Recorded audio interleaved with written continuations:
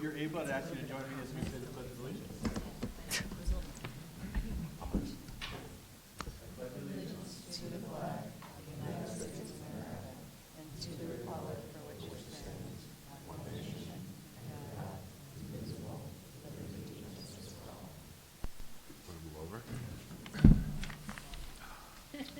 Meeting to order, and can I get a motion to accept tonight's agenda? So moved. Second.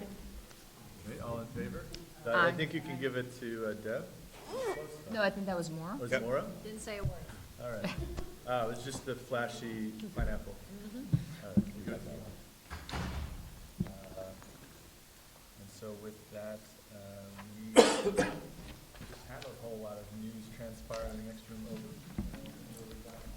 Yes, yes. So good evening, everyone. As Mr. Hanna is referencing, we started tonight in the 6:30 hour by honoring a lot of our staff members, those folks that have retired after long, illustrious careers here in Irvington and having impacted so many students' lives through their career, and then celebrating the tenure appointments of a number of other staff members. So a great way for us to be able to celebrate kind of the closing weeks of a school year. We spend so much time celebrating our students this time. It's great to stop and acknowledge our staff members. I also want to say that our next regularly scheduled Board of Education meeting on the 18th, we're going to stop and honor trustees that are completing their term. Mr. Graber, who will be returning us for another tour of duty. And then, of course, Ms. Hargraves, who's going to return to general population, I think. We'll see about that. Committees we can appoint her to. So we look forward to recognizing you both at the next meeting. I'd be remiss if I didn't go on without, on the record, taking time to stop and thank everyone in our school community who participated in the recent election on the 21st. Certainly, the support on the district budget and the capital project will have significant impacts on our students for many, many years to come to ensure that we have high-quality, well-sustained learning spaces.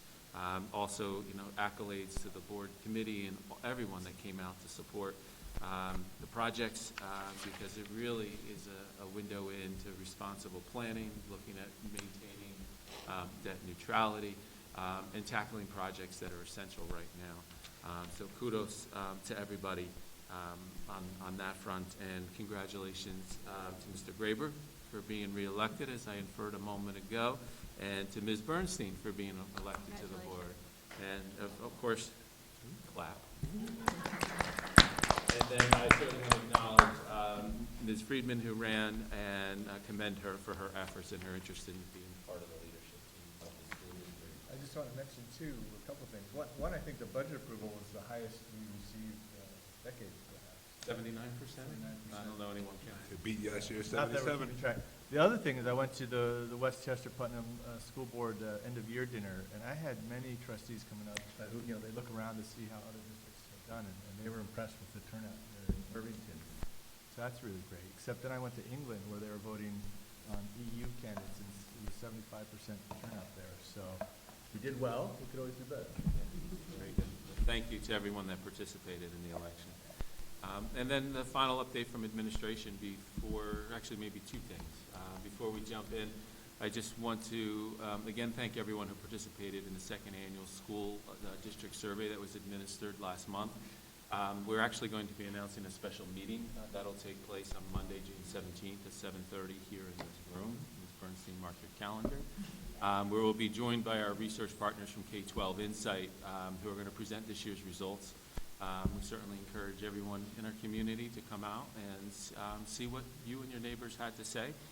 This important feedback is always a good tool for us to process and to help inform our future planning, not only at school and district level, but for our school community as well. And then finally, going off course a little bit here, at our last Board of Education meeting, the board took action to appoint a new teacher, but a teacher that isn't all so new to the district. Mike Mcclellan, we've been very fortunate to have Mike at Dow's Lane this year in the leave replacement capacity. And this year, you appointed Mike a probationary track position. And, you know, there's always those moments, and I talk about, and I look around the room, the folks that I've been fortunate enough to participate in the hiring process. Mike, too, is going to be one of those memorable experiences. And when I officially offered the position, to see that enthusiasm and that passion, just genuine excitement for being a part of the Irvington and the Dallas community. So it was important for Mike to want to be here. He wasn't here last week, so I said, you know what, come on out next time. So We want to thank you. So, can we give Yeah.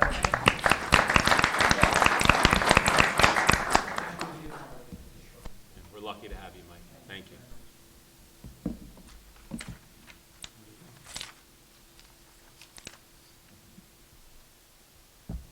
That's Okay. the report for this evening. Very good. I don't want to presume, once I did that, in that time, that you actually had it. Well, since our presentation is in that curriculum, teaching and learning domain, Dr. Core, Saving all the best Yeah, for later. exactly. Dr. I Core got and a our lot to colleagues say. are going to be busy. Because we're getting off to a little bit of a later start, if you don't mind, I think, can we move the committee reports to after the presentation? Would that be okay? Please. All right. With that in mind, we do have an opportunity for comments from members of the community.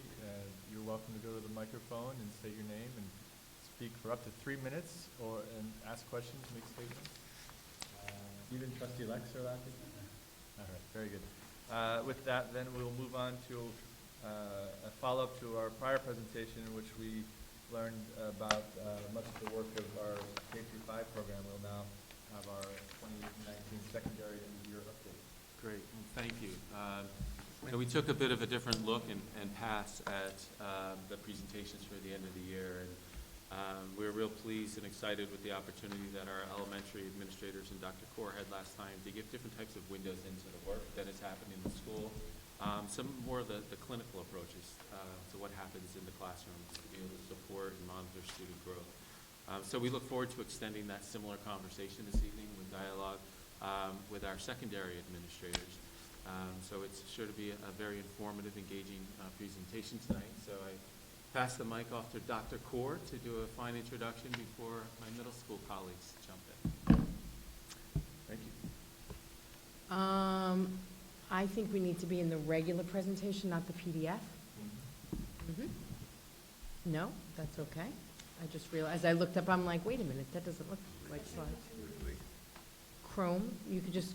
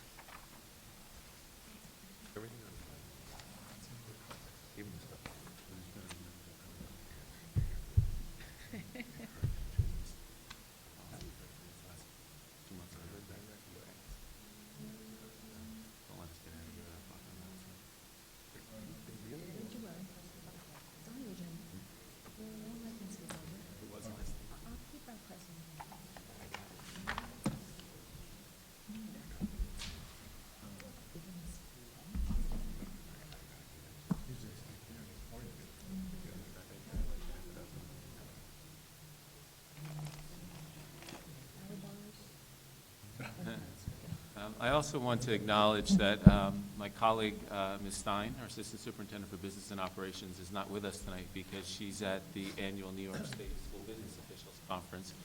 And as you know, Carol, you can imagine I've got a number of text messages and emails about the things that she's learning and the aha moments that have occurred. Oh, great. So we certainly can look to benefit from her learning over these 3 days this week.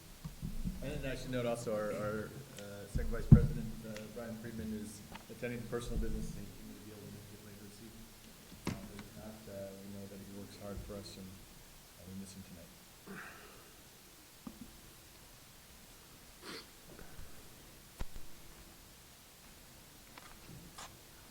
And if you're watching from home, this is a great evening to come because there's usually some food left over from our recognition.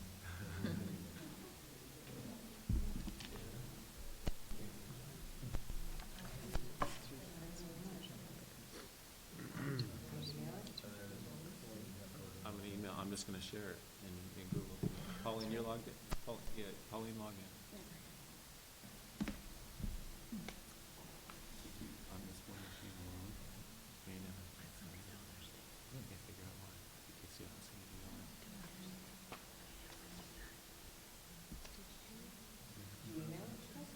I just shared it.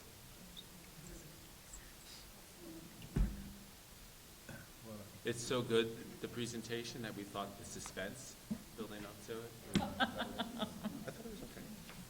There we go. I thought it found interesting. It was not. I think, yeah, I mean, Thank you. And away we go. Okay. Okay, so good evening, everyone. As Dr. Harrison said, just a couple of short weeks ago, we were here talking about the elementary and the work that was done this year at the elementary school. And I think what you'll see tonight is a really nice continuum. Some of the areas that both the middle school and high school will focus on are very connected to the work at the K-5 level, and some, as appropriate, are unique to their buildings, as was for Dow's and Main Street School. So we always include these beginning slides, not because everybody is dying for me to read them again after the millionth time, but really because we try and frame it as a complete presentation. And it really is just a reminder that all of the work that we're doing, no matter the building, is steeped in our goals, the strategic objectives, or the goals that we set for ourselves through those strategic objectives, the overarching goals of curriculum and instruction, and looking at a balanced assessment system and increasing the use of data. So again, the same exact slides that you saw for elementary, because this is the foundation of the work that we do on a daily basis.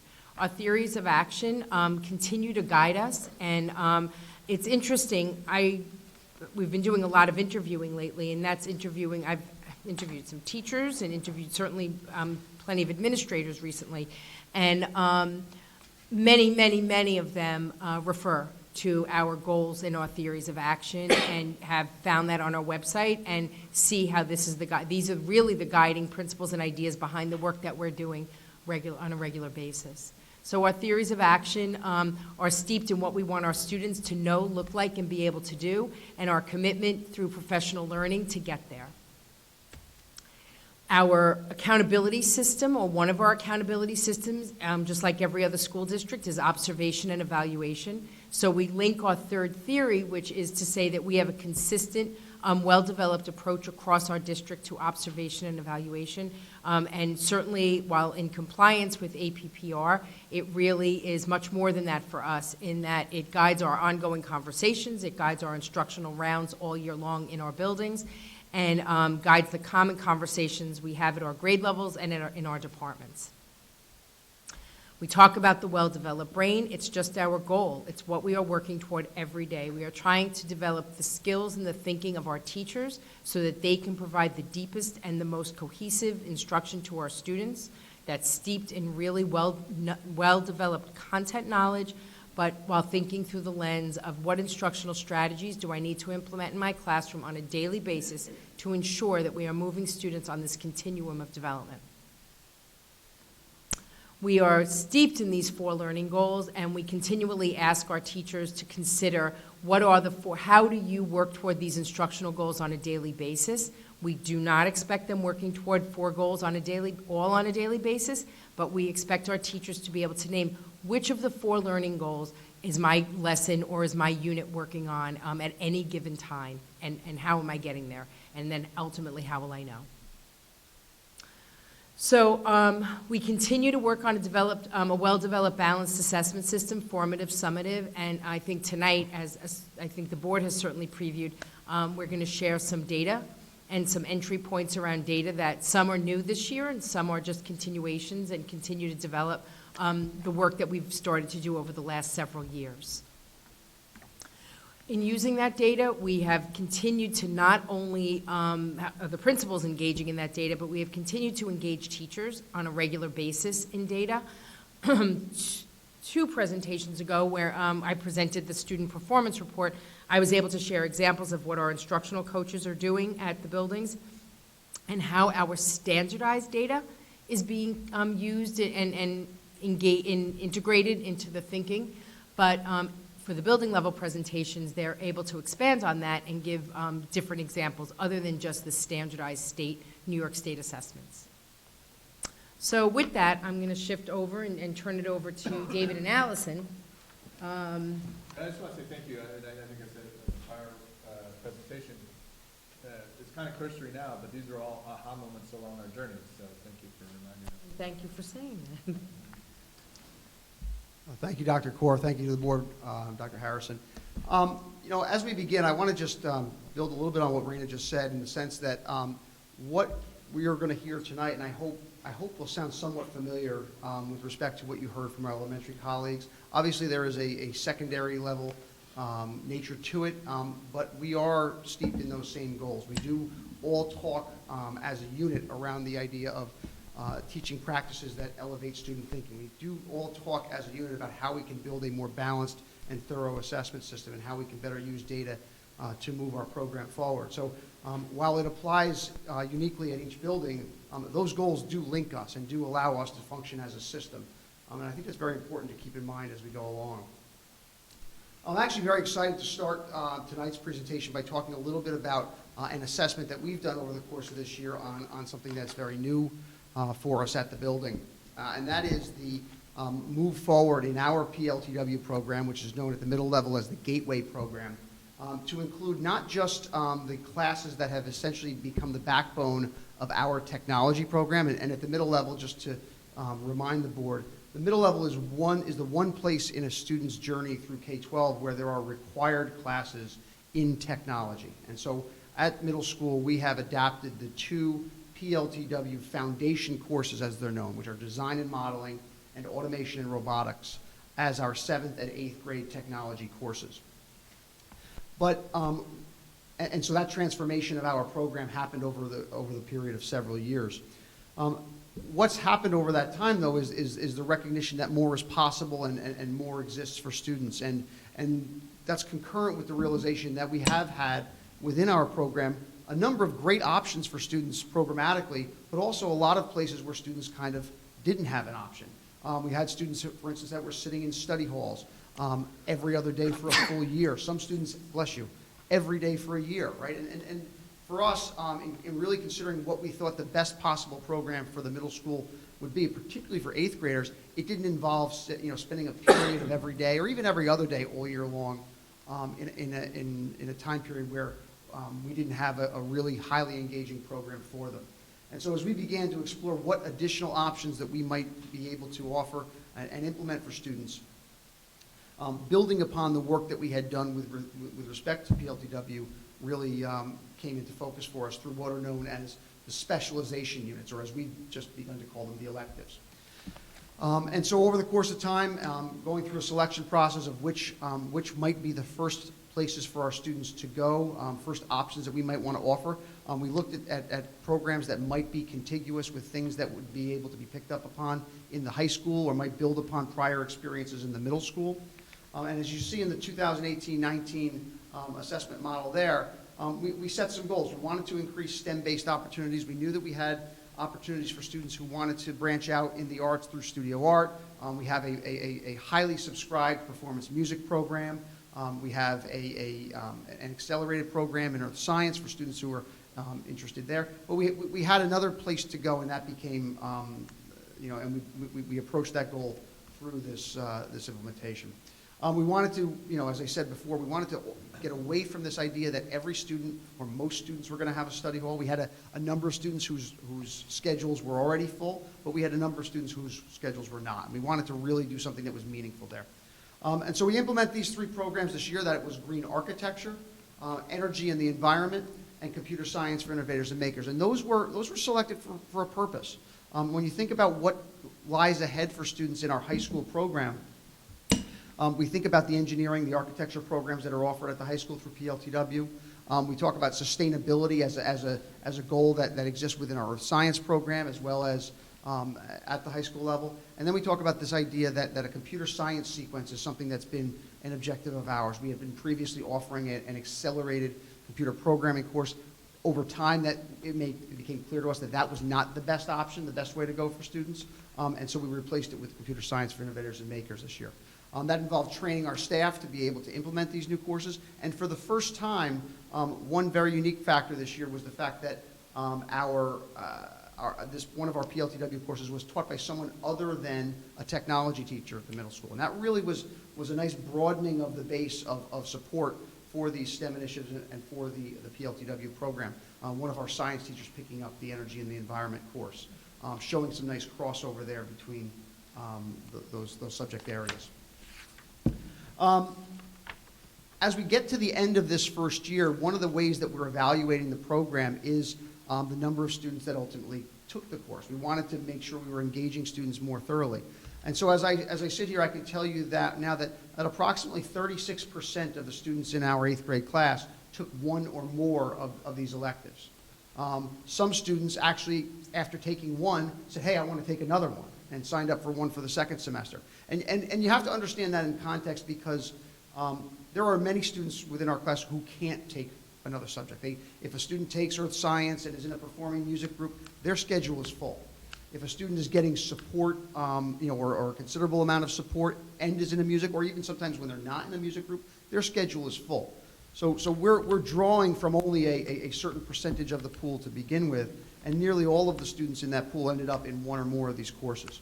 What we saw in terms of the work product within the courses, think about students in the energy environment course. We actually walked in, Dr. Core and I, one day, as students were making wind turbines and having learned a great deal about how the production of energy occurs, how we can produce energy in a sustainable fashion, what it takes to actually produce that, and what the impact of the creation of those types of instruments is.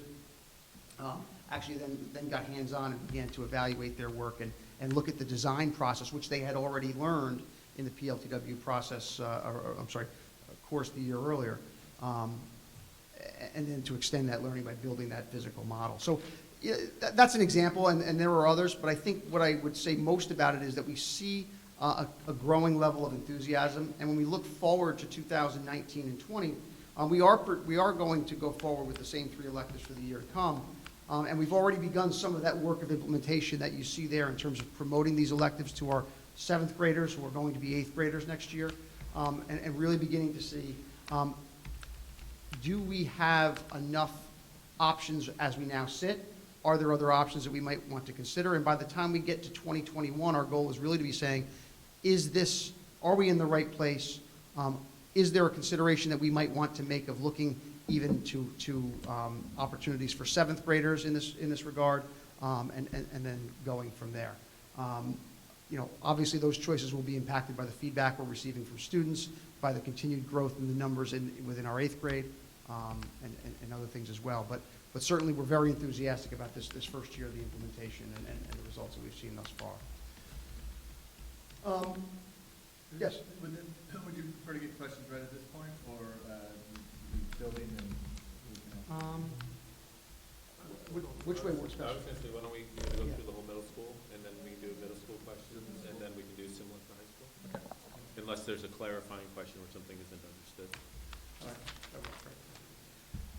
So just moving forward, as I said at the beginning, and Dr. Kaur had mentioned, our goals, our building goals are, aligned with the goals of the district. And so when you see to implement instructional practices that elevate student thinking and understanding, you saw that same goal a little while ago. You saw it 2 weeks ago, or at the last, or I guess it was longer ago, at the last presentation. And, sitting and thinking about it in preparing for tonight and looking across the past 3 years was really a nice experience. Because while you know it in the moment, you really get a chance to appreciate it as you look at it over a longer period of time. And we think about this idea of instructional practices. What are we talking about? Well, we're talking about designing lesson plans that are aimed to elevate student thinking as their intention, not at the cost of content, not saying that we don't care what we teach as long as students are thinking, because in truth, students need to have something to think about. In fact, what we're looking to do is we're actually elevating the content because students are thinking deeply about it and caring deeply about it. And so we've talked a lot over the years about essential questions, and I don't know that we want to go into great depth about what they are again or not, but I do want to say this.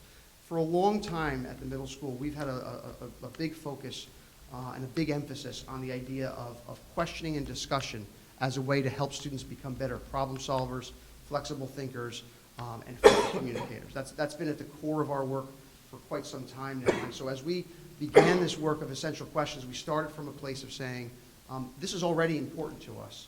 How do we take it to the next level? And so what you see over the course of these 3 years, as we go from saying, okay, we're going to actually name a big question that is meant to say, what is this unit all about? What is this course all about?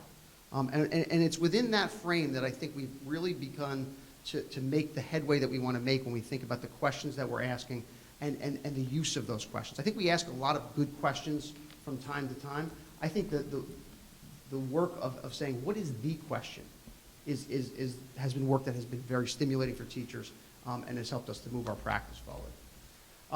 Over the course of time, we begin to see the movement from creating questions to using questions to actually making questions the center of our instruction, and then the result being the fact that we're actually saying, okay, if these are the questions we're asking, well, how do we know if students are really developing the skills as thinkers that we really want them to?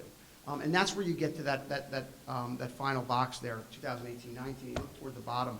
And you see accurately aligned EQs and teaching thinking in the unit planners. And even beyond that, accurately aligned stage 1 EQs and teaching thinking with stage 2 assessments. And so that really brings us to where a huge amount of work has been done this year when I think about our faculty meetings and our teacher goals and so forth. I want to talk about that in a second. This idea of saying, what is it that we want to see and how will we know it when we see it? How will students show us? And that has yielded, I would say, a year in which there has been more clarity around the work needed to get students to do what it is that we're seeking through their performance rather than through more traditional means.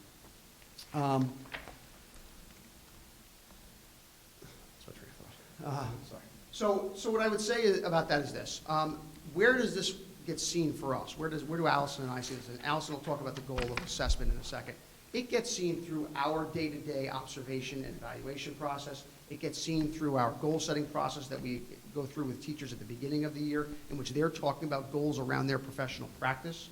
And it gets seen through our end-of-year process, where we're reflecting on those goals. We're connecting them with what happened along the way within the observation process. And that's how, at this point in the year, this is a timely presentation, because I can sit here and I can say to you, as I met with the 24 teachers that I'm working with this year on a year-long evaluation, I can say that 3/4 of those teachers had goals in the area of instructional design and/or assessment. And they produced work that I either saw through my observations of those teachers or that was connected as artifacts when they shared their reflection with me that supported the progress that they made from one year to the next with respect to their practice, with respect to their planning, with respect to their assessment or what have you. So that's a big thing there. And I would say that for me, it is really, really hard to not think straight to that observation process, straight to that classroom visitation process when I say, well, how do I know what's going on? I know because what we see in classrooms, and that ultimately proves to be very important data for us on a day-to-day basis. So with that, Allison's going to talk a little bit about the second goal, and that being assessment. Good evening, everyone, and thank you for the opportunity to share some of the work that's happening at the middle school. So as David said, the second goal is really related, obviously, to that first goal. It's the teaching and then the assessment, the how do we know, which Dr. Kaur also referenced earlier. So this slide, again, shows the progression and the growth of our work at the middle level towards achieving that idea of a balanced assessment system. And I will say we've used a lot in our work, as we've engaged in this work, the analogy of a photo album, which I attribute to Jay McTighe, one of the UVD gurus. And that idea of wanting, a single snapshot is informative and tells us something about the story, but it doesn't tell us the whole story. And so the idea is for teachers to develop a battery, a mirage of assessments over the course of a unit of study so that they're assessing those 4 instructional goals that Dr. Kaur referenced earlier, the content knowledge, the skills, the thinking, but also to be thinking about the different formats and types of assessment. So David just referenced too, we're seeing a lot more assessments too that are more of a performance-based nature. We're seeing an increase in formative as well as summative assessments. So as teachers embarked a few years ago on the articulation of curriculum, they were really focused on stage one, identifying the content, knowledge, the skill, the thinking. What are the learning outcomes that I want for students at the end of the study? In the past 2 years, we've really now been ready to now look at our assessment through the lens of those four instructional goals and identify, if we said that these were our learning outcomes, do we in fact find assessments that are measuring those different learning goals? And I would say at the middle level, we've grown a lot in the area of how do we actually measure thinking across the different content areas. And as you can see, we've sort of evolved our work, and it's really been a long-term goal of refining stage 2 assessments, but then going back and looking at stage 1. So we're always toggling between the two so that we have assessments and units of study that both have explicit teaching in terms of what do we want students to know, understand, and be able to do, and then how do we know what are those assessments looking like. We also wanted to just give you a sprinkling of some of the different data measures or tools we use at the middle level. This is certainly not an end-all be-all list, but it's a balance, as you can see, both qualitative and quantitative tools that we're using to measure student performance. Some of those on the list we'll speak to tonight as part of the presentation, some of the newer tools that we've adopted in the past few years, but it gives you just a lens into how are students being assessed. What we're particularly proud of at the middle level in terms of, I'm going to call it goal 3, the goal of using data to both inform planning instruction, is the development of our data team at the middle level. So in the spirit of trying to infuse a culture of data in our building, and also along with our development of our response to intervention, RTI program at the middle level, it made a great deal of sense for us to develop a data team, which is one of the key components of an RTI program, along with, for those of you who know, an RTI program promotes that there's a universal screener. There's a screener that's assessing all students in the areas of reading and math, which you've heard about from our elementary colleagues. So we studied a lot of different screeners with the help of Dr. Kaur, but we ultimately thought it made a great deal of sense to use AIMSweb, which is what is being used at the K-5 level. And we'll talk a little bit about that. But I think what's been critical too in terms of developing this data culture in the middle level is having a team. The team is of 12 teachers. They range from AIS teachers to special educators to related support providers. And this year, I would say we were fully up and running. We meet consistently 3 to 4 times across the year for a half of a day, and we analyze the data. And I'll speak a little bit to that to show you our process or protocol in a minute. But I think that that's been critical as one way to start to get teachers engaged and excited and interested in looking at data as we think about assessing our programs, assessing our curriculum, assessing our professional development, both on a broader scale, and then looking to assess individual students and make recommendations for supports. Part of our data team development required us to identify what's referred to as a data set. I just said a few minutes ago, we want to have multiple measures when assessing a particular student. And so you can see up on the screen, these are the 5 different data points that we initially look at when we have questions about a learner. AIMSweb, the grade in the content area classes, the New York State test scores, and we also look at attendance. Someone might wonder why. I know my colleague Joyce presented her attendance policy that she developed. We all have, attendance, as a challenge in our buildings, and so attendance is definitely, an important data point if you're concerned about a child's performance in school. And then discipline referrals, because they would be out of class a bit. Talking to me. So in terms of how are we using the AIMSweb data, I know that you saw from Dow's Lane an example of a tier transition report.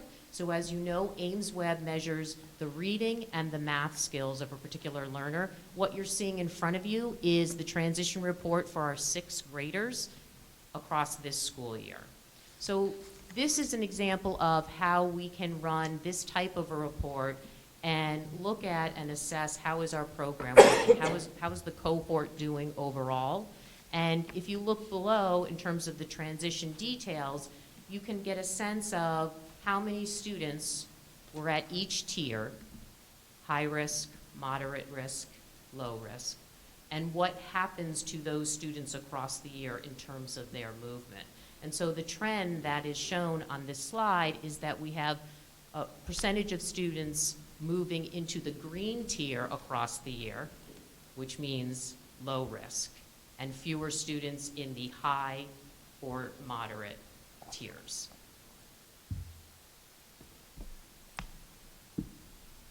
As part of our data team, when we thought of, okay, we have this data set that we want to look at, a student's Ames Web score, their New York State test score, their grade in that particular content area, but we wanted to be consistent in terms of what's the entrance criteria for a tier 2, a support class, whether that be for reading, for writing, for mathematics. And so we came up, and we've been trialing these out. As you can imagine, you have to try something out and then assess, is that actually working? So in terms of the Ames Web, what we look at is 2 data points for an individual learner. One is what's called their overall composite score. So for a student who scores overall 40% or lower, we dig deep into that student, and I'll show you in a minute what that looks like. We also notice a student whose composite score might be above 40%, but they have a subtest that's 25% or lower. We want to dig deep into that.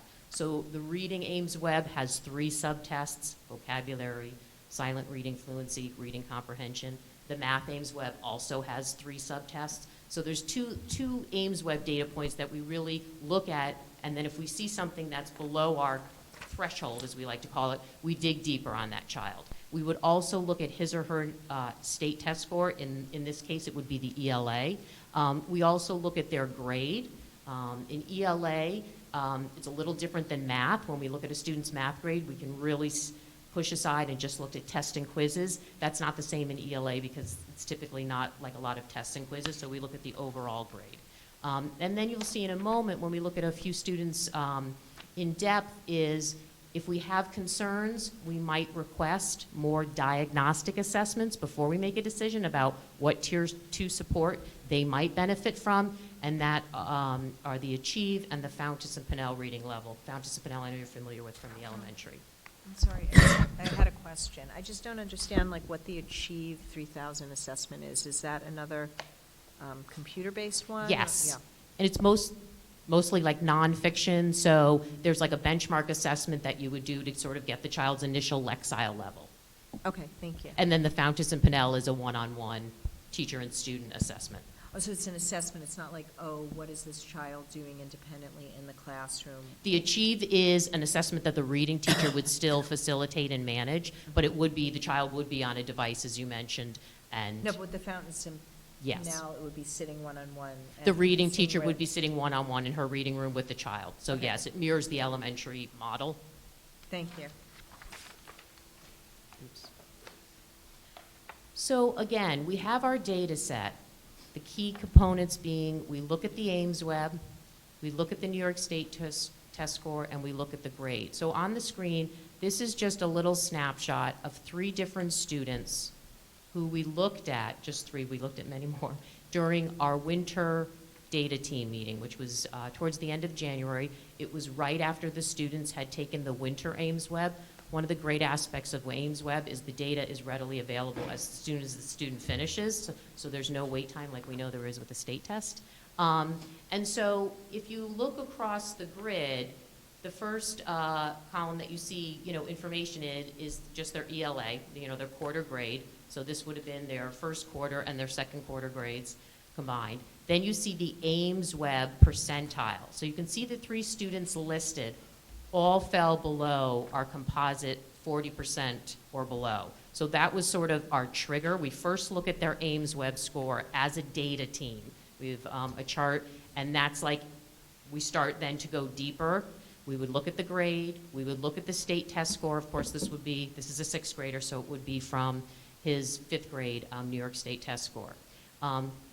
Student B is particularly interesting because you will see at the last column in the next steps, we had a recommendation because when we looked at his score, not only was he below our cutoff score of 40%, he scored a 31%. When we looked at where he had scored in the fall, so in mid-October and now this is mid-January, we noticed a significant drop. So that was also an impetus to say, we need to dig deeper, we need to do additional assessments, because currently he was not in any type of a reading support class. Here is his performance summary report. So this is that same student who in the winter dropped from a 56, from the 56th percentile to the 31st percentile. So that, along with his New York State test score, which was 1, his ELA grade was actually in the B range, so that's obviously, you know, above our criteria. But when we established our criteria, we said if a child meets 2 or more of the criteria points, we're definitely considering him or her for support.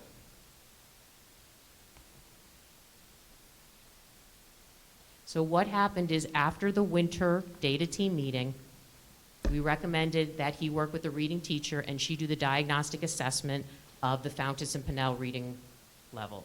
He was a grade level, a below grade level in terms of where he should have been on the Fountas and Pinnell level gradient system.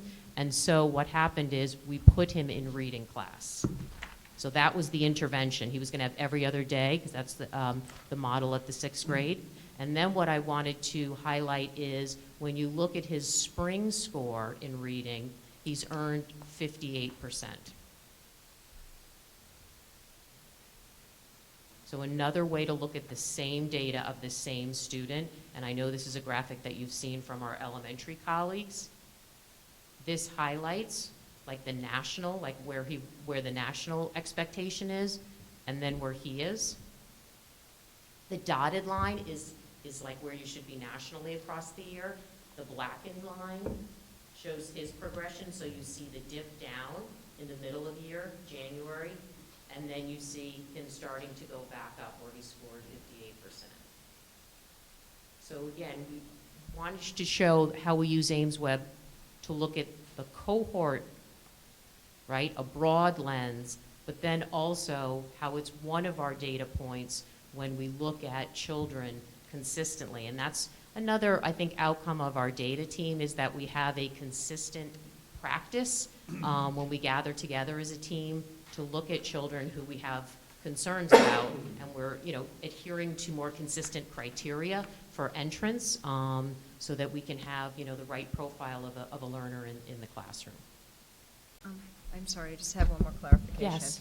So would you say that 40% on the national measure for AimsWeb is similar to a 2 in the state test? Is that about parallel? It's hard to say because the state test is also writing. AimsWeb is just reading. Okay. So I would be hesitant to make that comparison. You know, and those are like the New York State test is like state standards. This is a norm reference like national test too. So it's not really apples to apples in my opinion. Okay. They're not compatible. All right. But I I- just was trying to get a sense of like why, you know, the choice was for 40% on the national. Well, it's interesting you say that. When we talked with our Dow's colleagues and our Main Street colleagues, and they had different, like a cutoff. So we went in the middle. We thought, and you know, we actually think it's too high. Like there was a lot of really rich conversation on our team. But I will say, through this process, and we've gone through it 3 intense times this school year after the fall, the winter, and the spring administration of AimsWeb, we've really felt like most of the students who were already in a support class were appropriate placed. We did, however, find instances where we thought, well, a child has actually made progress, we can pull back that level of support. And then in other instances, particularly with students who were new to our building, it was a quick measure to figure out, like, They needed support, okay, so we didn't have to wait, you know, and we had this consistent tool to compare and contrast. But I think with all this work, it's very much like evolving, and we're revising, you know, even our own data set and the measures. So thank you for asking that. We, you know, we literally said we'll go in the middle of Dow's and Okay, Main Street. Thanks for that explanation. So now I'm going to turn it over to David, who's going to talk about data and acceleration. So, Allison talked a lot about the use of AimsWeb and the RTI process and other data that we use there. And so when we think about RTI, oftentimes we're thinking about students who are having one level of struggle or another. But it's important to note that data forms an important part of our process when we think about students who are excelling, who are performing at a very high level and are being contemplated as students who might perhaps accelerate their course of study. Acceleration happens at a couple of different times at the middle school. The first time that it occurs is actually on a student's way into the middle school when we make a decision about math placement. And this is a place where I think I want to talk for a few minutes about how we've gotten to the place that we've gotten to, what we've done with the data that we've gotten, and how we've learned through that process. I think it's important to start by saying when we place a student into an accelerated course, you know, we often hear people use the terms honors and accelerated interchangeably, and they're not interchangeable. Acceleration means that a student is taking a course that everybody's going to take. They're just taking it earlier and faster, really, than everybody else. And I think that's important to say, because when we make a decision about putting a student into a course early that's going to move at a faster pace than the grade level based course is going to move, we want to have some level of confidence that at the end of that time period, the student is going to achieve the goal that we've set for students in that course, which in the case of mathematics is we want students to achieve mastery on the algebra regents by the time that they're in 8th grade. Okay, mastery being defined as a score of 85 or better. And so what's been developed, and this has been developed over a long period of time. I don't want to make it sound as if this is a brand new development, but it has evolved and it has gotten better and been refined over time, is the use of multiple data points to help us make that decision. It's an incredibly difficult choice and process, frankly, to take students who have lived their entire educational lives in an elementary model, where they're in a single classroom all day, getting all of their instruction from one teacher, now going to a specialized course of study in math, specialized course of study in science, all of the different transition that goes with middle school, and to say this student should and this student shouldn't be accelerated in math. So we have to have something to hang our hat on that feels concrete. And so in order to do that, what's been created over a long period of time is a process that utilizes various points of data that come from different places and that are different types. We use teacher ratings, we use standardized test results, we use ongoing classroom assessments through the New York State modules. We've created local assessments, and I say we, really, I'm saying the Main Street School has done this. It's been it hasn't been created at the middle school, I want to say. And in addition to that, there's also a norm reference test there called the InView Cognitive Abilities Test. That is a more broad-based look at student abilities. And so so just as an aside, I'm going to focus on math, but I just want it to be known that when we get to students moving from 7th to 8th grade, we've created a system at the middle school that mirrors that process to a great degree when we're making decisions about placements in earth science. But what happens as part of that process is we look at students across all of those areas, and then we make a determination as to student placement based upon their composite score. So not saying, well, this one score is this, and so the student should be or shouldn't be in an accelerated course. We actually make the decision based upon the totality of the score. And if you look at the chart here, this is just a small snip from our spreadsheet in which we compile all this data. And you can see the scores up at the top there, 28, 28, and then there's one of 23, and then 22 and below, and they're shaded differently. The ones that are shaded are students that were ultimately placed into the accelerated course. The ones at 22 and below are ones that were placed into the Math 6 course. And what I think is important to say is that there are pieces of data for each of the students who were not placed in the course that are, at least as it looks on the chart there, just as strong or almost as strong as those for students that were that were placed in the course.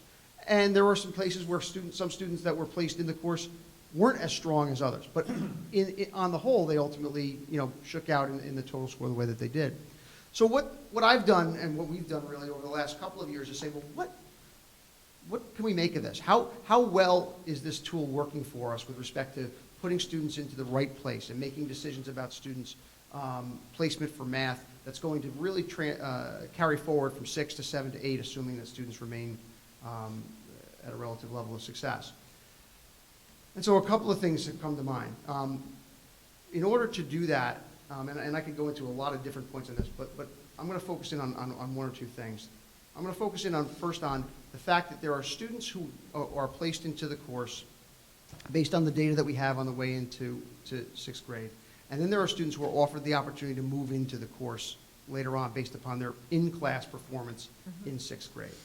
Those students are moved in having taken the exact same course for a period of time as their fellow sixth graders who started in the accelerated course. But their prior data wasn't as positive with respect to that placement. Over the course of 2 years, what we see is that students who are placed into the course initially perform about 10% better on the final exam than the students who move in, that they have about a 30% higher frequency of one or more marking periods where their grade in the class drops below a B, which the B is the level that we expect students to maintain to remain in the accelerated program. And so those have been, we've internalized those as indicators that the students who are placed in the course initially by the data that we've collected are actually appropriately placed, and that the students who are moving in later whose data was not as suggestive that they should be placed in the course were appropriately placed in many cases in the Math 6. That's not to say that we don't have students who are somewhat later bloomers who are able to succeed in the course. We know that that's the case, and that's why we maintain the system that we maintain. But in saying that, I think it's important to note that we've developed an even greater level of confidence based on this data study than we already had kind of based on just our overall instinct, I guess I would say. The other thing that's of note, and I'm not going to belabor it too much, is we also found enormous value in the in-view test. And so the in-view test is a cognitive abilities test. We take a composite score from that to put onto this rubric. It measures verbal, nonverbal, and quantitative reasoning in students. And so it's not just a math test, it's not a content-based test, but what we've noticed is that, and this was a stark indication for me, in last year's cohort, there were 56 students who were in the accelerated course at one point or another, either were initially placed or were moved in at some point. All but one of them scored in the 75th percentile or higher on the in-view test. And the one that didn't was, I think it was a 72nd percentile. And so when we are looking at some borderline results, and you can see some borderline results up there, those two students that scored the 22s, well, they were borderline and they were right in that 75th percentile and above. So they were truly borderline. I wouldn't be surprised, I don't know the names of those students. They might have been students that ultimately got moved in or had the opportunity to do so. But what we've come to find is that is one of the better predictors that we have on the rubric. We don't overweight it or anything like that, but when we look at a student who's on the cusp, who's on the borderline, that is something that we've begun to go to now. And by the way, those results were repeated almost identically this year. Just a couple of more students who didn't have that 75th or above. So that's become a more reliable predictor for us in terms of making decisions about that student that could go either way. I think this is, I put this in the presentation mainly because I wanted to illustrate how, knowing that we were going to be talking about RTI, knowing we were going to talk about how we were supporting students who struggle, how are we using data to look at students who are on the other end who are potentially accelerating their program? And I think that it's really important to understand that the process for making that decision goes beyond the experience of any one school year. We're looking at students who are going to succeed in that class, going to continue to succeed in the following year, and on down the road and beyond the middle school and into high school. That's what we're trying to do through that program, and that's the purpose of acceleration. World language. So I'm very excited to share the work of our world language department. As you know, for the past 5 years, our world language teachers have embarked on quite a journey of redesigning all of their curriculum and units of study, and putting speaking and listening at the forefront. Our goal at the middle level is for a student to leave us at the end of 8th grade and really be able to engage in conversation in the target language that they're studying.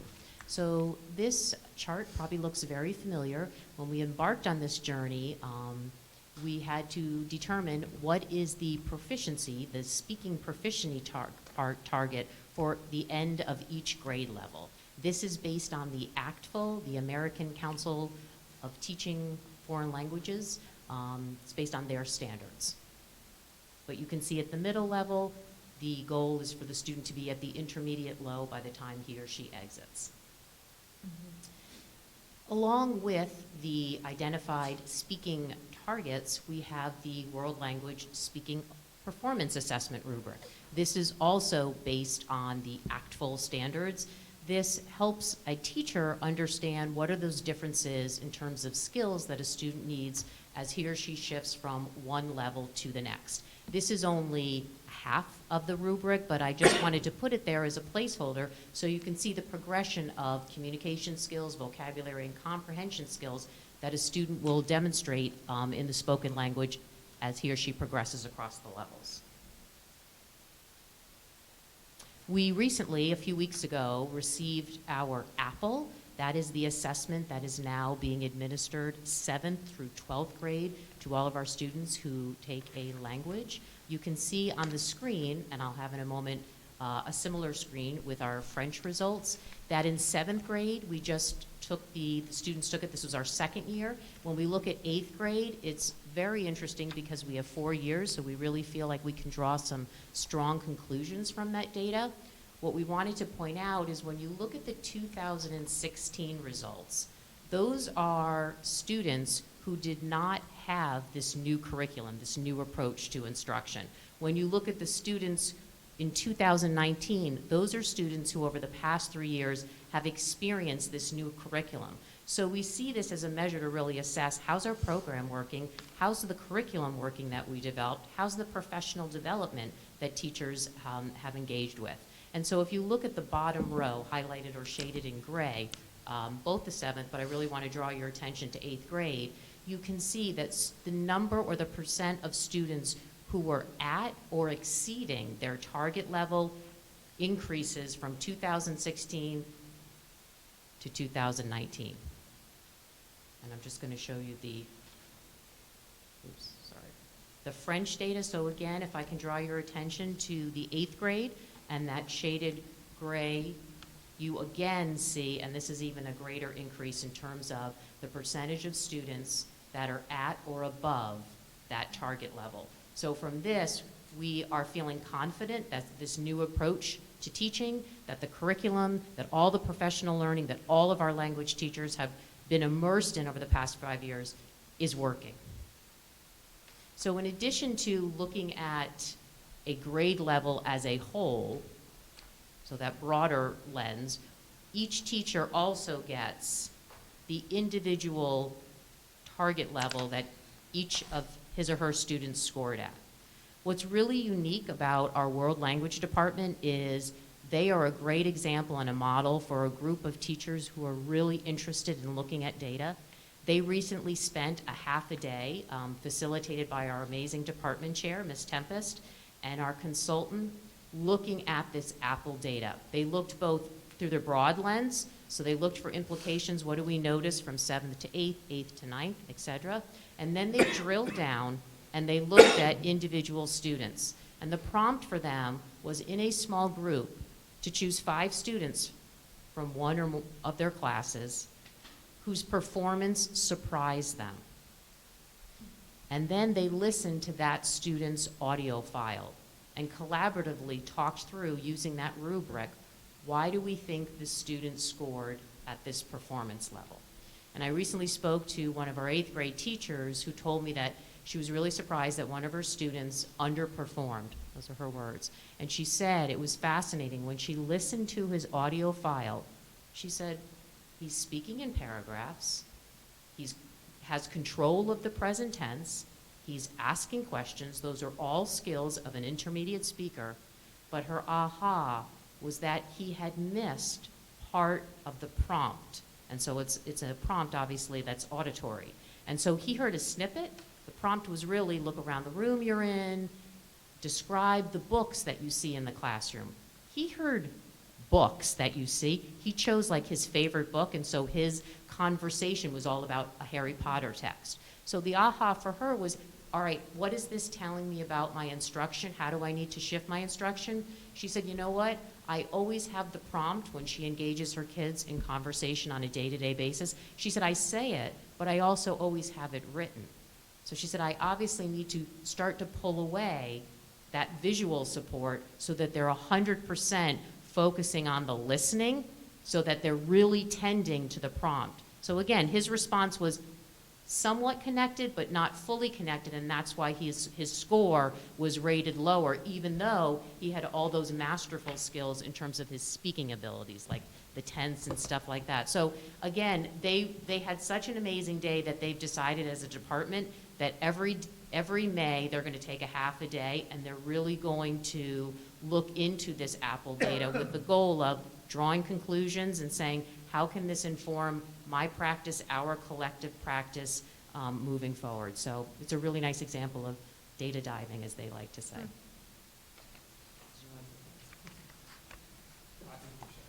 Okay. He was going to maybe jump in. That was good. You said it so well. How could I end it?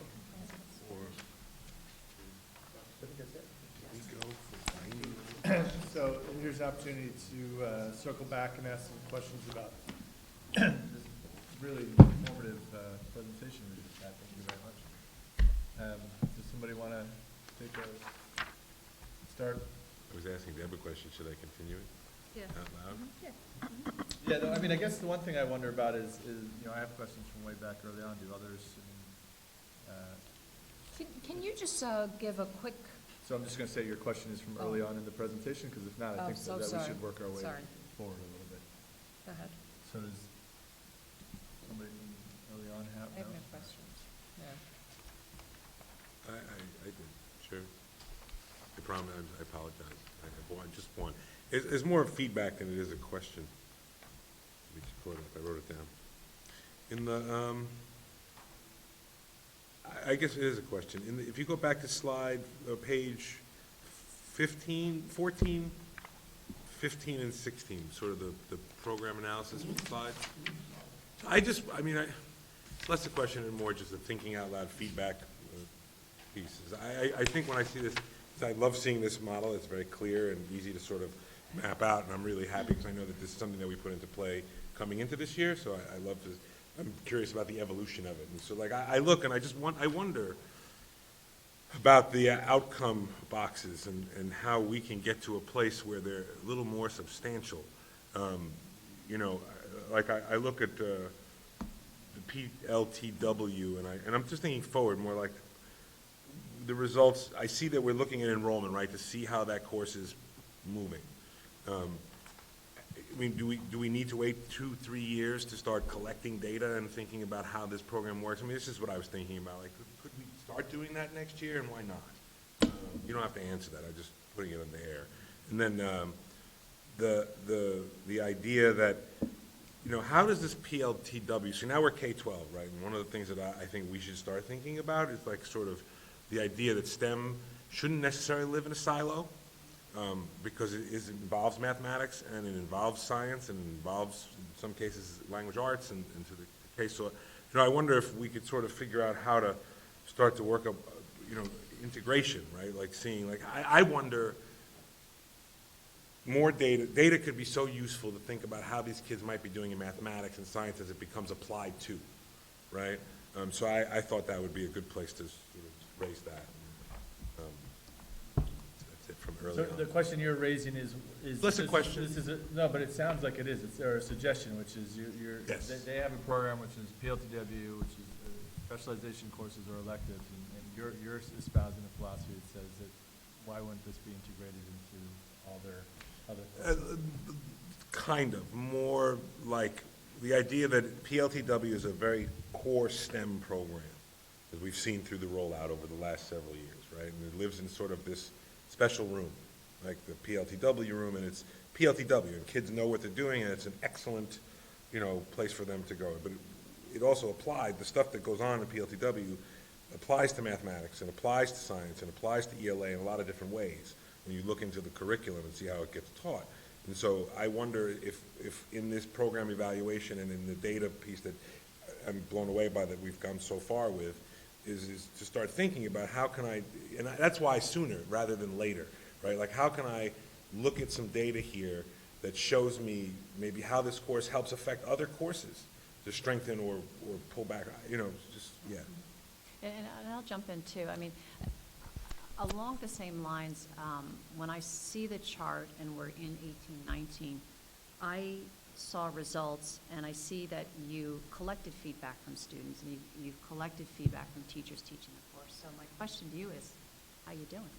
That's really what I was looking to hear tonight. Mm-hmm. I understand that 36% of our 8th graders are taking one course, but how'd it go? Well, so, I think I would share the feedback from our teachers has been that the first year of implementation has been one that has been met with both challenge and enthusiasm. Challenge in the sense that it's, there's a lot of training that goes on for the course, and then there's the actual implementation of teaching the course. And one of the feedback pieces from teachers with respect to the PLTW Gateway program, at the very least, has been that the training provides enough of a course for, they call it a 9-week course every day, enough for an 18-week course every day, right, and so forth. So the learning for teachers is, how do I get the most out of this experience for students? How do I ensure that we address the knowledge and skill that's critical for students to truly engage with this content at a deep level within the time frame that I have in which to work it. So coming out of year one, where we are on that is actually saying, okay, we know that there's these really rich tasks that we want students to engage with. We have some ideas now about where we can pull in some of the knowledge that they might have gained in science class, for instance, that I don't have. In fact, I had a conversation with the energy and the environment teacher who also teaches science, who said, next year, I don't have to teach X, Y, and Z because I know they either got it or they're about to get it in science. And that's not going to be something that takes 3 days next year. And as a result, I'm going to be able to do this that I couldn't do this year. So there's an example of some of the feedback there. So when you ask how we're doing, for me, that's indicative of doing well in the sense that we've learned a lot in this first year. With respect to students, when we see students, and we didn't have, I don't want to present it as we had, dozens of students. We had a few students, single digits, but the fact that it happened at all was students who said, you know what, I don't have to take another course, but I want to take another course. That's some feedback that's voting with your feet kind of a thing, saying I'm gonna give up a free period, a study hall or whatever it is, in order to try this green architecture course after having taken the energy and the environment. That's an indicative of that. And then the other piece, as I said, I think a little bit later on, in terms of how we're doing is seeing the work that students produce. I had the opportunity to watch students present their work in each of the 3 courses this year. And I can say that in each of those cases, there was a level of technical knowledge that students would not have had they not taken the course. There was a level of production that I haven't seen before in the middle school in that particular area. So I would rate that as a success, and combined with the other 2 pieces there, particularly from the teachers, looking at it as room for growth in year 2. Okay. And in terms of the numbers, we don't have to go through how many students took each class, Mm-hmm. but I think that would be of interest, obviously, next year. I know Sure. that you say you're going to be analyzing the enrollment data, but I won't be here next year, but I think knowing what the size of the program was this year and then how it grew next year, for this year, I would be interested in knowing, do we have, how many, just in general, for these courses, how many kids did you have? So we had, 36% of our 8th grade is Yeah. about, actually, I have the exact number. We had a total of 46 students take one or more courses. Great. And So what is the goal? And this is where I was going with it.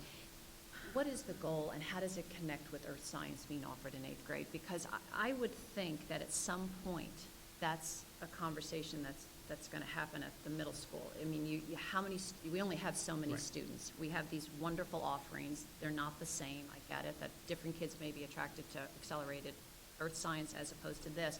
But there's also probably going to be students who want to take both, and as you said, the schedule's only so limited. Is the expectation here with this program that we'll always offer earth science and this, or is that part of the conversation and the analysis that's going to be done? So there's no intention at this point that we would discontinue offering one or the other. I think to some extent, student interest will drive that. What I think I would want more, Deb, is I would like to see us be in a place where students are making choices as to what is most interesting and compelling to them. And that doesn't just include earth science or PLTW. It also includes studio art. It also includes performing music. There has been a time, there was a time, and hopefully we're moving past that time, where students took things, I think, by default. Because these are the things that were offered, and it was either that or a study hall, and either, my parents weren't going to let me take a study hall, or they wanted me in the band, or whatever it is. And so the goal is, by the time students are leaving middle school, that they're making choices that speak to their level of interest, their level of passion, and that provide the opportunity for them to broaden their horizons. And so that's why I think it's important just to know, I don't know that we're going to see, hockey stick growth in a number of students taking these courses. And by the way, I don't know that we could sustain that with the staffing we have, right? So, but what I do want to see is I want to see students actively making the choice. This looks interesting to me. This looks like something that I would like to spend every other day for the next, semester doing, and giving that a shot, and then having an experience that informs what they want to do next when they go to high school. That, to me, is the ultimate. No, that's very helpful. So that is the goal. That's really what I was trying to understand when I was looking at it before the presentation, is what is the goal? I see where you're headed, but, what is the objective? If we were to see those numbers drop off, then that would be telling us that this is not the right way to go, or something's not working with the program that we've got. That would be an indicator for us.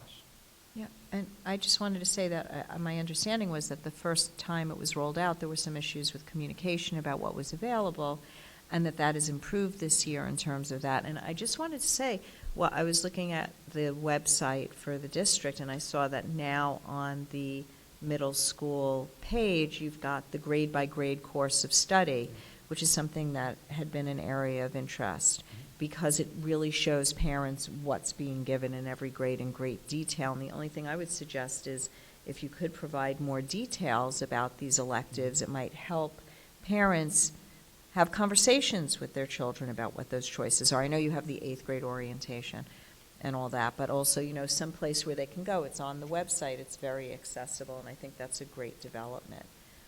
I did want to ask, what's your vision for 7th grade? I mean, is there a smaller number of study halls in 7th grade than there are in 8th grade? So those would be mixed classes, like 7th and 8th could be together? I just wanted to get a sense of how that might work. So there are some logistical hurdles with putting 7th and 8th graders together in the classes, just based upon when the classes can meet and what else is happening at the different grade levels. There has to be crossover between the grades and when they can take kind of special area classes, and there's relatively few periods in the day where that can actually happen.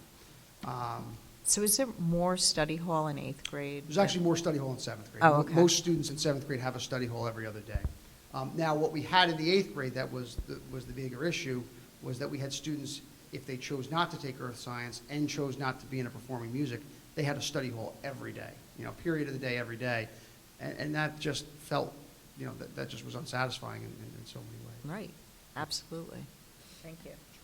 The other question I had, just out of curiosity, is when you look at the Math 6 placement and you look at the other accelerated course, Earth Science, has there ever been an interest or an effort to look and track that student until 12th grade? Did you find, or are you curious to find out whether that acceleration somehow impacted the choices that the student made in high school, or kind of helped direct them? Because like you said, I think that middle school, the reason I'm curious is middle school is the time that the students are exploring it. They feel confident and they explore something that they get positive feedback in, and they get an interest. Do you find, or are you curious to find out whether that actually sparks an interest that carries through to 12th grade? So the curiosity is always there, there's no question. I think I would be Well, I have not done a detailed enough study to give you a really good answer on that. I have some cursory answers that probably shouldn't be, Right. speculated upon. The same, I guess, would be true for world language. It is the assessment that you're seeing, and targets being met somehow also continuing, also to spark an interest to the point where by 12th grade, we're seeing students who are taking AP courses and continued growth and interest. So I know, I'm sure that Dave and Matt will talk to that, Yeah. but I would want to just say, as we launched onto this program from a 6-12 basis, it was the goal to have kids doing more and walking out as fluent speakers, right? So that is something that's shared from the entry point all the way to the exit point. But we've always had such high participation in languages that I don't think we ever expected it. I mean, I think over the time, I know Dave and Matt will talk to the increase in AP and at times decrease and sometimes increase, so we're always looking to do that. But we have so many kids who take, obviously, Spanish and Latin, French and Latin. So I think our goal really was around the fluency part, not so much increasing the numbers as much as really having a goal for our program when a student exits our schools. Thank you very much. I have a question on the reading intervention example, so if you have something. Yeah, no, so I just had a quick statement about the area we were just in, which is around the program assessment and the different initiatives over the few years. Some of the data that was just asked for was similar. I had similar questions, and when we were looking at analysis of individual students, you have a lot of it. I'd love to see some of it in the actual document. So I was really gratified. When you took that moment of pause with the elevating instructional practice, you then answered the question I was ready to ask. So that was perfect in terms of when are you having these conversations, when are you having reflection, and then something that was a question I was asking 2 or 3 years ago is exactly the answer today, which is as you walk through doing your observational rounds or looking at artifacts and reflections, you're seeing the work, and that's really gratifying to hear seeing the work implemented. So that was excellent. I would just love to see some of that in the document in case someone's not able to watch the video. But really excellent. Thank you. Can I capitalize on the foreign language piece real quick? Can you explain 28 and 29, what that data means? I just didn't understand. Owls. Yeah. Apples. So 28 and 29, so this is where I'll jump in. Can I ask, because it says 74 to 75 are at or above target in 2018. So 99% of kids were at or above target, right? Yeah. 75 kids were enrolled in the Spanish in 7th Right. grade. Then the following year, you had 7 more kids. Am I reading this right? Yeah. You had 82 kids, Yeah. but we were 10% less. Right. So my question, am I reading that right? That's right. Yes. So we didn't do as well the next year. So, no, so this is this year, and then 2018 is last year. So that's the 7th grade scores there. So I think it's important to do a couple of things. First off, recognize that with the 7th grade scores, this is only our second year of giving the assessment in 7th grade. So establishing a meaningful data trend there is something that has yet to actually occur. The other thing that I'd say that's unique about 7th grade, it is the first full year in which students are actually taking the language, having had it as an every other day class in 6th grade. So last year we couldn't have done any better just about, right? We had 99%, 74 out of 75 students at or above target. Obviously we're really happy last year. I think if we had gotten the numbers this year that It's still pretty good. we would have been happy last year with those numbers. So it's a little bit harder to look at when you look at last year's number in comparison. But I think we're trying to wait a little bit out on that and see what trend develops a little bit more over time. I think what we wanted to point out though was, and looking at this assessment data as a way of kind of assessing how our program is doing, how our curriculum has worked out, how our PD has been effective, is looking at the impact between 2016, 2017, and then you see the jump 2018, 2019 at our exit point, which is in 8th grade, where we see students seeing a substantial move at those meeting or exceeding the target, and a huge move in those students who are actually exceeding the target. You look at 48.6, 58% exceeding the target in 2016 and 17, going up to 73 and 70% in 18 and 19. That's That group in 2019, this year's 8th grade, is the first cohort that has had the newly developed curriculum for all 3 years, right? So that's a data set there that is certainly one that shows that we're seeing the impact that we want to see over time. I look forward to seeing, like, I think you said about the trend, like, I look forward to seeing how that trend Yeah. plays out. Yeah. And then, the reason I know that the board is interested in seeing this stuff is because then it says, well, how do we get better, right? And how do we make the teaching better, or the students, how do we get the students to be more motivated, or whatever it might be that the data's telling you. I would suggest that you're putting in a 3, 4, and 5 early world language program that's going to focus on Spanish and French. I would make the suggestion up front now that you track the data so that you can see which kids participated, do well here. I just think that this is the beginning of something really robust for the district. Just want to clarify, though, our goal at the elementary level is not language I proficiency. understand, but it's So it's we don't exposure to expect a language, correlation between those. And I really love the example you did give about the teacher making the observation about a practice that could be changed based on the data you got. Having access to the audio files is Yeah. critical You got in it. that work. Yeah. That's what Maura had tried to have a question. Maura? I wanted to also say how interesting it was to hear about the way that even foreign language, even the common review of an audio file could be so instructive. And it's, it's fantastic to hear about the practice in addition to the numbers. Beth, if your question is related to language, and you want to ask it first? No, I'm not asking. I Okay. wanted to talk Okay. about the data development team. Okay. I am back then to,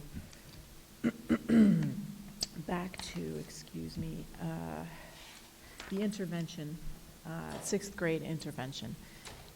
And you'll forgive me, but I often want to I want to both compliment you on anticipating I know based on questions that you get consistently on needing to talk about acceleration and how those decisions are made, because it is, it's one of those hot button issues, I think, for parents with kids who are developing. But then on the other side, I think one of the toughest things for parents is probably to understand, not having any yet in 6th grade myself, is to understand those interventions, the thresholds and so on at which kids need to perform below to get those services. And then I think it's also mystifying sometimes when you describe the student with a B in the class who is really bottoming out in the winter. And I think it's really, can you talk generally about how these things can happen? Because it is. Don't match, right? Right. Yeah, the I mis- definitely want to hear more of the story of that student. Or examples of I how th- that switch occurs. So in terms Yeah. of like a grade, first of all, I would say like overall, as we think of 6th grade as a transition year, the grades, and for those of you who've had a child or maybe more than one, go through the middle school, grades tend to be relatively high in 6th grade. I think what's also important to think about when you think about a grade, children are getting, like a portion of their grade is attributed to their effort, to their homework completion. So there's a lot of other factors that aren't about specific skills, in this case, like reading skills, right? That factor into a quarter grade or, a cumulative grade across the year. So I'm not sure more if that actually answered your question, or if you want to follow up, because I want to answer your question. I just want to add one thing to that. I think it's also important to note the timing of all this. So the winter data team meeting is in late January, which means that we're looking at first marking period grades, so it would be the only grades that would be available at that point in time. So that's, Allison talked about how the transition of 6th grade oftentimes will bring about a little bit of a friendlier grading process. We're not looking for students to come into the middle school and in their first marking period, establish grades out of the gate that feel punitive. That's counter to what we're trying to accomplish. Not to say that they're false, it's just what they're graded upon at that time is going to get progressively harder as time goes on, I guess is the way that I would say it. So it's not crazy to me that a student could come in, get a B in ELA in the first marking period, and by the time things have begun to get more difficult, challenges with whatever transition is going on, by the time they take a winter Ames Web assessment, beginning to see some decline in those grades. That would be an addition. Well, I have to say, I was really happy to hear how you have, like, for example, you said for that student who, I feel like those are the students that kind of fall between the cracks, kind of, and they get on through their middle school years and their high school years, and then when it really starts getting difficult, they just, tank. So I feel like because you said, I wrote it down, they meet, even though their grades are fine, they're meeting 2 or more of your criteria. So you're kind of giving them a little bit support early on and hoping to correct a few things, and then off they go. So I feel like this is wonderful to hear, because you're probably getting a certain very specific set of kids that just need a little extra support and can help them fly. So I think that's wonderful. And I just want to say, too, this is a particularly interesting case study, because now that we have RTIM Direct, which is where all of the RTI documentation from our elementary colleagues is visible to all of us. When I dug deeper on this young man, he was actually in an RTI group for reading support earlier in 5th grade. Then he met the criteria and was exited. So he, and then he came to middle school and he, met the criteria in the fall, but then had that dip, which I also, when I think about, reading at the middle level, the increase in terms of nonfiction and reading across the content areas is another level of challenge that students begin to face, more so than even at the elementary. So it was really critical for us to, intervene as soon as we recognized he was starting to, move backwards in terms of his reading skills. Just off piggyback in terms of, you mentioned how it helps you, perhaps using this in terms of helping integrate new students, which, one observation I had just personally was going through open house or something, and things are so scaffolded so that, teachers are saying, and, kids know this because they did X and Y last year, except for the new student who wasn't here. So to hear that you can identify where a new student might need help.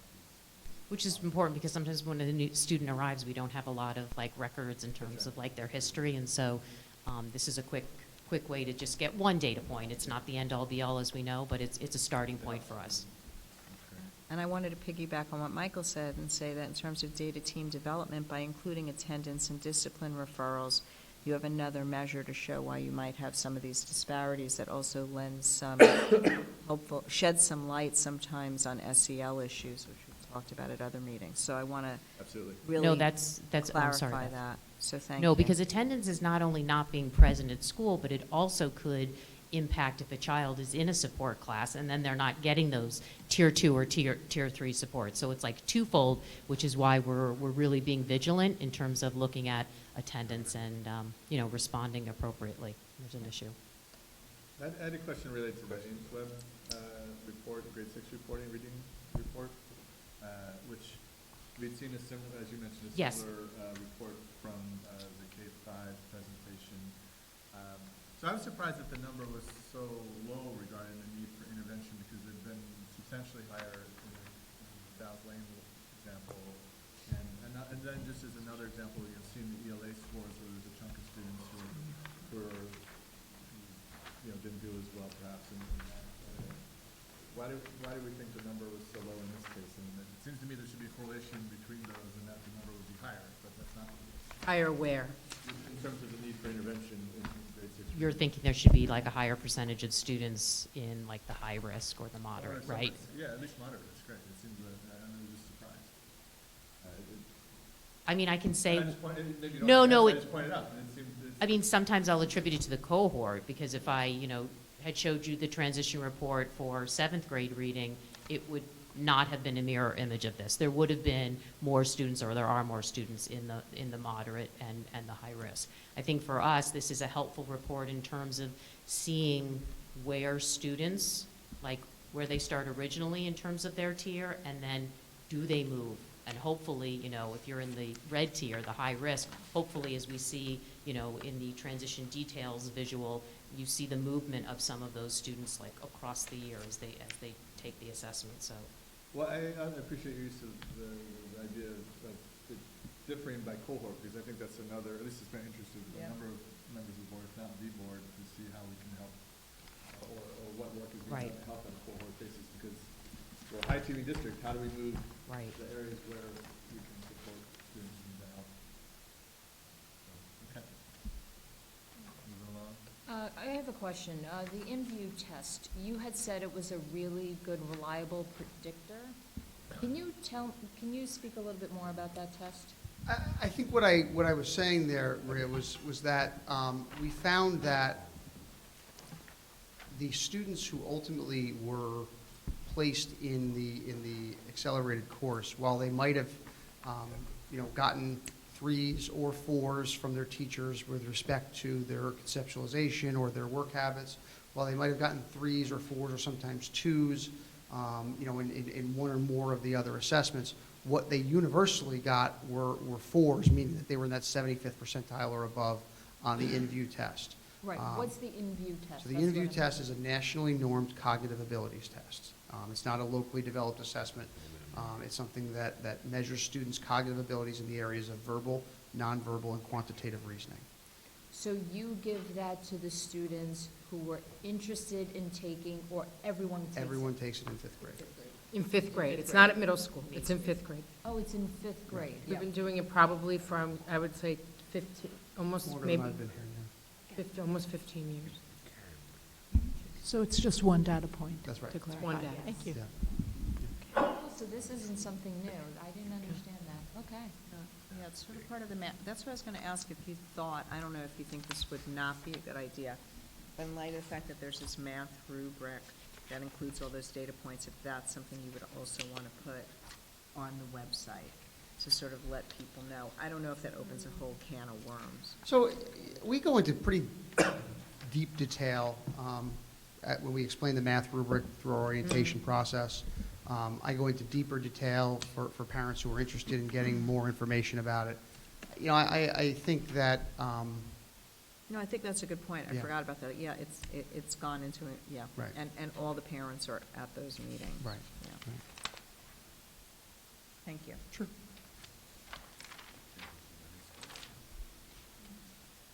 I did want to ask one question, which is, in terms of, I liked the number of examples of how this information is shifting how you support students or how instruction is teaching and how curriculum potentially could be invested. In last year's presentation, another trustee raised a question related to instruction grammar, and it was acknowledged that there was some challenges there. I just was hoping for an update in terms of the work that might be occurring around grammar. Right at this time, an update.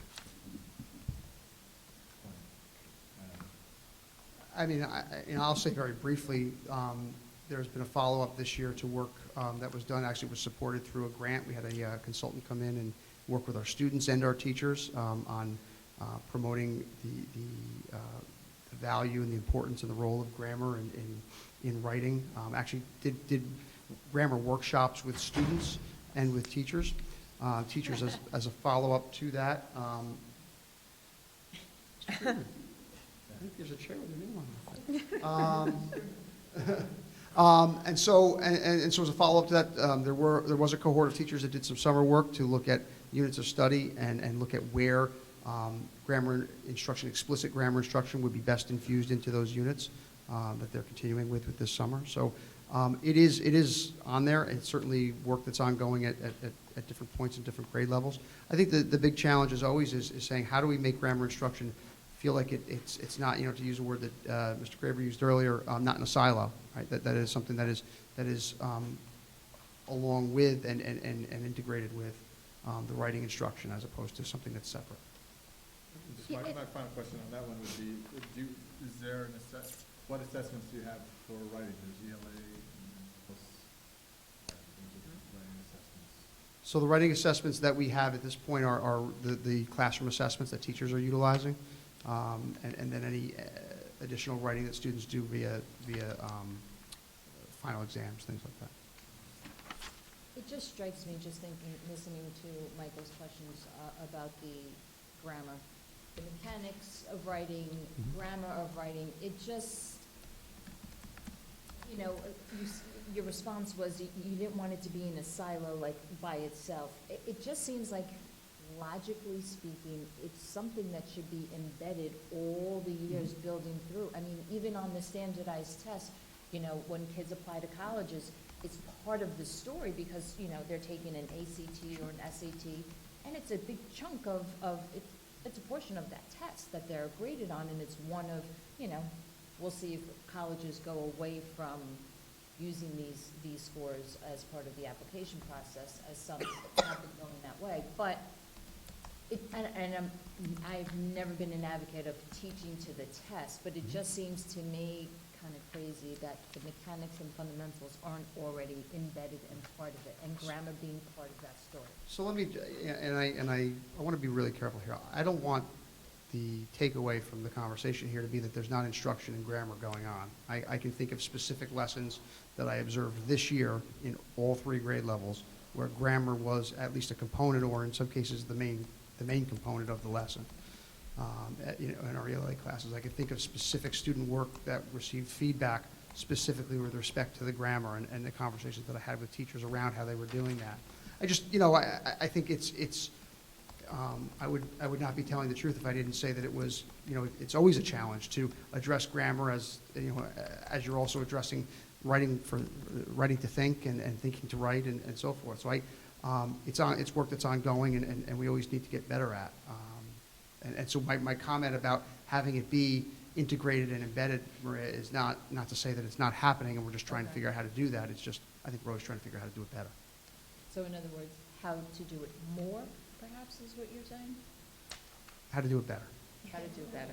Is that what you just said? I think what we're seeing, though, is, you know, the revision of the standards from the Common Core to the Next Gen has actually been really helpful, because the Common Core were so dense and really hard to include and then look at all the other standards. So I know we don't really talk about the standards that often, but, you know, speaking and listening and language standards, they're all there. They're all part of the Next Gen standards, but they don't get as much airtime. What's happened now as a result, the Next Gen standards have been revised, I think, pretty nicely. They're a little more simplistic. And what I'm seeing at the elementary level, and I know Joyce is working on at Main Street School, is embedding that grammar piece more specifically. So now when you look at our unit planners at the elementary level, you'll see more and more teachers, they're now knowing we need to put our language standards in. So the standard section, we avoided them what was happening is those other standards were so dense, the standards were like pages long. It's like no one is teaching to all those standards in a 4-week unit. It's just not possible.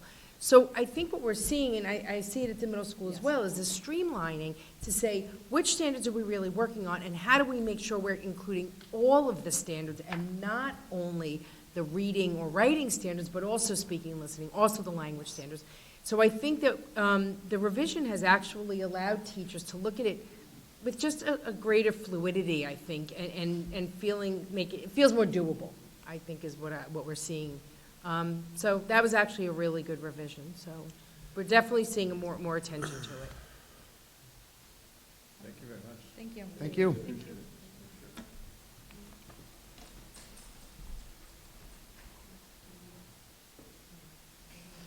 David, Matt, you have the floor. I'm sorry, actually,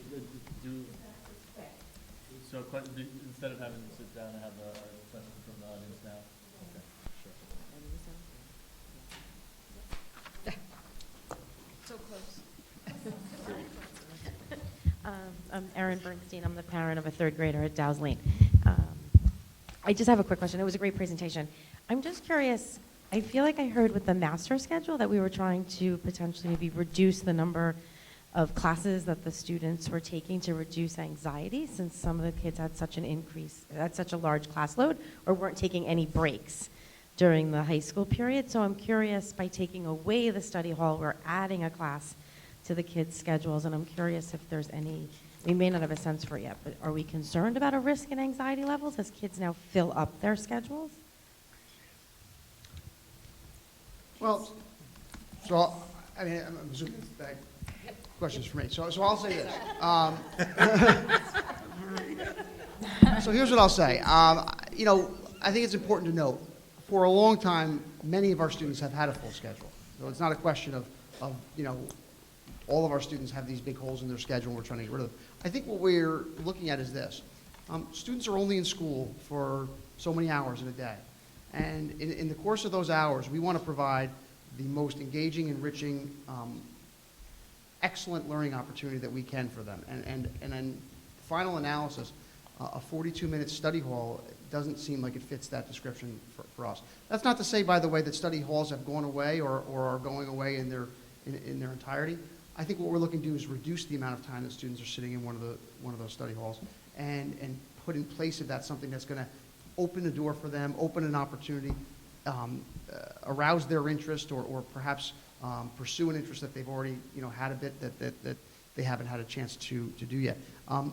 That's done through some choice. They choose which of these they want to take, and that's inclusive of some of the other courses, whether they be accelerated or not. And that ultimately, to me, is something that allows our students to walk away with a greater degree of agency and a greater degree of engagement in the school as a whole. Have we seen any change in anxiety levels at all, or is it too early to really assess that data? I certainly wouldn't say that we've seen anything that we would attribute to having taken one of the specialization courses as relates to anxiety. Thank you. Sure. Thank you. Thank you, nice job. I think the floor is really yours, gentlemen. Yeah. Matt, I don't know if you want to warm us up with a couple jokes before we go? I don't know if you've heard Matt's earth science Rock routine, solid. but he's, Rock solid work. Time for the periodic table. How's Amy? if you've ever heard his pre-calculus routine, he'd really have you rolling. So, good evening. Some of the slides are going to look familiar and some of the themes are going to look familiar. I think it'll be nice to be able to share some of the extension from our middle school colleagues and some of the same data that they're capturing. So in the first slide, we lay out over the last 3 years our focal points around the instructional practices at the high school as well. And, you know, obviously this journey has been going on for 6 years, and the consistency that we start to see throughout our district really comes back to the curriculum mapping and the UBD work that we've done, and we start to see consistent themes, but we also see them implemented in slightly different ways at each of the schools. So back in 2016 and 17, as an instructional practice goal and a design goal at the high school, we were really looking to see essential questions and closing activities becoming more prominent. So if you can recall back, we spoke at length 3 years ago about how we had seen patterns of, with such a intense content focus in any high school as well as our own, a tendency at times to see sort of a pattern of lessons sort of flowing from day to day without necessarily clear beginning, middles, and ends. So one of the things that we were focused on 3 years back was working with teachers to design closing activities and ways to really try to end today's lesson and transition into the next day's lesson. So through that, in the planning, the ability to try to tie those in with essential questions became important. Obviously, how we were developing those essential questions became important. And then obviously how that related in general to the work of the unit planner and how units were progressing. Last year, we came back to you and we talked about the extension of those closing activities, because one of the things that we had seen was that we saw teachers consistently starting to put closing activities at the end of lessons, but we were starting to see a lot of similarities. And in the very beginning of tonight's presentation, Raina talked to you about our work around making the distinction between the 4 learning goals. And this started to become an added layer of focal point at the high school last year. So by helping teachers really start to better understand whether or not they had a lesson that was more focused on knowledge, skill, meaning making, or transfer, allowed for Matt and I to be able to work with our teachers and eventually get them to better identify the types of closing activities that they would have. So what I mean by that is, in any given day, a teacher may develop a lesson that's more heavily focused on knowledge. There's just a lot of information maybe in that one lesson that they need to be able to deliver and for students to be able to acquire. And if you're delivering more of a knowledge-heavy based lesson, then creating a closing activity that might be a series of multiple choice questions to be able to quickly assess for knowledge might be really appropriate. If you're doing something that's more of a meaning-making lesson where you really want students to be able to expand out more of their thinking rather than to demonstrate that they were acquiring information throughout that lesson, then those same multiple choice questions would be poorly aligned. It wouldn't be the right mix. So something that's maybe more of a writing activity and or an open-ended question, even through discussion and dialogue, would be a more appropriate exit ticket. So those are the types of things that we were focused and working with our teachers around last year. And then this year, what Matt and I really entered the year was this concept of really trying to get our high school teachers to think of lessons as episodes. And this concept of episodic learning became one of the major themes at the high school this year. In fact, we did some professional development exercise with our teachers earlier in the year where we asked them to start to consider the difference between a mini-series and a mini-series and a, fill me in here, Matt, a sitcom? A movie. So like a full movie versus versus a mini-series. And, you know, it's just that. In a movie, things progress out for 2 hours at a time, and it's a long story told out in a single event. As opposed to a miniseries, where you really break them down into episodes. And we use that to carry forward that really is what we're looking for when we think of what lessons are each day to day. So this idea of trying to get our high school teachers out of the pattern of just thinking about a unit as a rolling stream of content or a rolling stream of lessons that can sort of take on any shape at any given point in time, holding them to their design and their planning to say, what does today's 42 minutes really look like, is where the focal point is. One of the things that we've noticed is that teachers are becoming better and more well-versed in this kinds of discussion. And being able to refer back to the 4 learning goals has been a real key to that. So I know in my observation cycles with teachers this year, their ability to talk about how they're planning into a specific meaning making or where they're seeing both a little bit of skill and a little bit of meaning making in a lesson, and hence aligning their activities became really important. And just sort of to go back to something that I heard Allison just talk about, as we start to get into some slides moving forward about data and things like that, in end-of-year reports, we're starting to hear teachers being able to summarize in different ways. So some of it is the summary going back to their closing activities, their understanding of the 4 learning goals, but we'll also show some information about world language and Apple results, and hearing teachers just in the last few days come into end of year and be able to talk to me about their data and make distinctions in their teaching and already thinking ahead to next year is pretty inspiring and powerful. So Matt's going to talk about also some of our instructional focus this year and how it relates to assessment. Thank you. So it's going to be, I think, a little intellectually discordant because when Dave finishes, he goes to 18, 19. I'm going to step back to 17 again. But you know, in 3 years ago, when we started our partnership together, we asked the teachers to spend their professional development time really deepening their understanding of different formative assessments they could be using to ascertain the degree to which students had achieved the goals for the lesson in the unit. And we spent a lot of time focusing on how students could be the masters of their own status vis-a-vis the coursework. And so, in other words, we were asking them to deepen their understanding and library of closing activities that they could be using with students for the purposes of elevating their own understanding. But what we came to understand, especially last year and more this year, is that if we haven't clearly articulated a daily object for the students, what they're trying to achieve on this particular 42-minute episode, it's difficult to name what it is we're trying to see them do at the end of that 42-minute episode. And the data that we get is slushy. It's difficult to really pull out exactly where the students have succeeded, what strands they've been successful with, and which strands have been more challenging. And so over the last, I would say, year and a half, really, we've been trying to link that notion that every 42-minute lesson ought to have a clear, distinct, transparent goal, so that a student walking into the room can walk in and within moments understand, here's what I'm going to try to achieve in the next 40 minutes. And at the end of that 40 minutes, I will have a very clear sense of the degree to which I was successful with that. That can fuel a lot of conversations both between students and teachers. And what's more, when we get to the data later, and the conversation I'm going to be leading you through is going to be about placement, class selections and placement.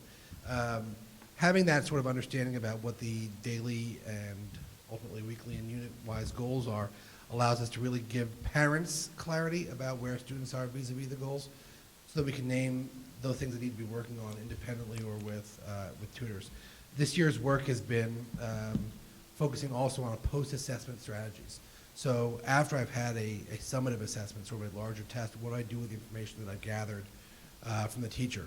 I think very often we find our students get their scores, they look at the 67 or the 78, and they walk away not having really digested anything meaningful. This year our teachers have done a lot of work in creating activities that follow assessment, where the students actually lead themselves through a self-analysis. Where are my strengths, where are my weaknesses, and what can I be doing differently based on the information that I've ascertained about my results? So it varies based on the department, but I'm thinking, for example, of like our living environment teachers, have our students categorizing their areas of strengths and weakness into areas like full conceptual understanding, misunderstanding, miscalculation, and careless error, which in any case, regardless of the outcome, gives teachers and students an understanding of what they should be doing next, and it also fuels a really important conversation with the IAS support team when students are struggling.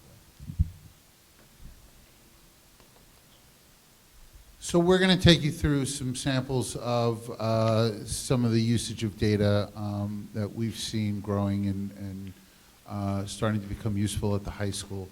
And here's just an overview of the things that we're going to talk about. We're going to show some overview of some of the Apple results and talk through some of the examples of what we're hearing about that work at the high school level.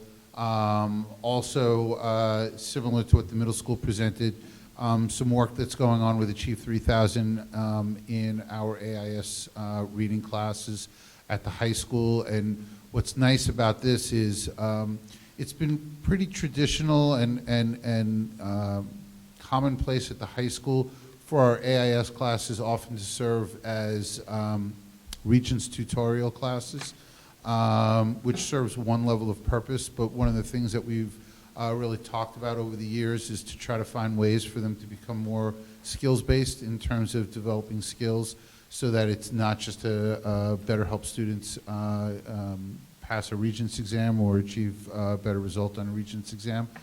And our AIS reading classes are truly an example of where that work it has been taking hold.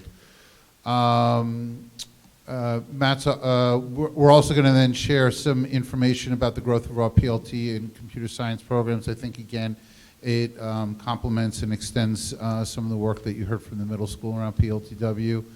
Matt's going to present about honor selection process, and then I'm going to show you some work that I had done and started to look at last year as a correlation between AP scores and students' performance data in classes. So let's jump in a little bit. You saw this a few minutes ago, so I'm not going to explain it again, but again, obviously the same exact rubrics that are being used at the middle school level are obviously the same rubrics, because this really carries forward in our full 6 to 12 program. So what we saw, we're going to present to you as a really broad overview, but I'll be able to drill down a little bit with some understanding.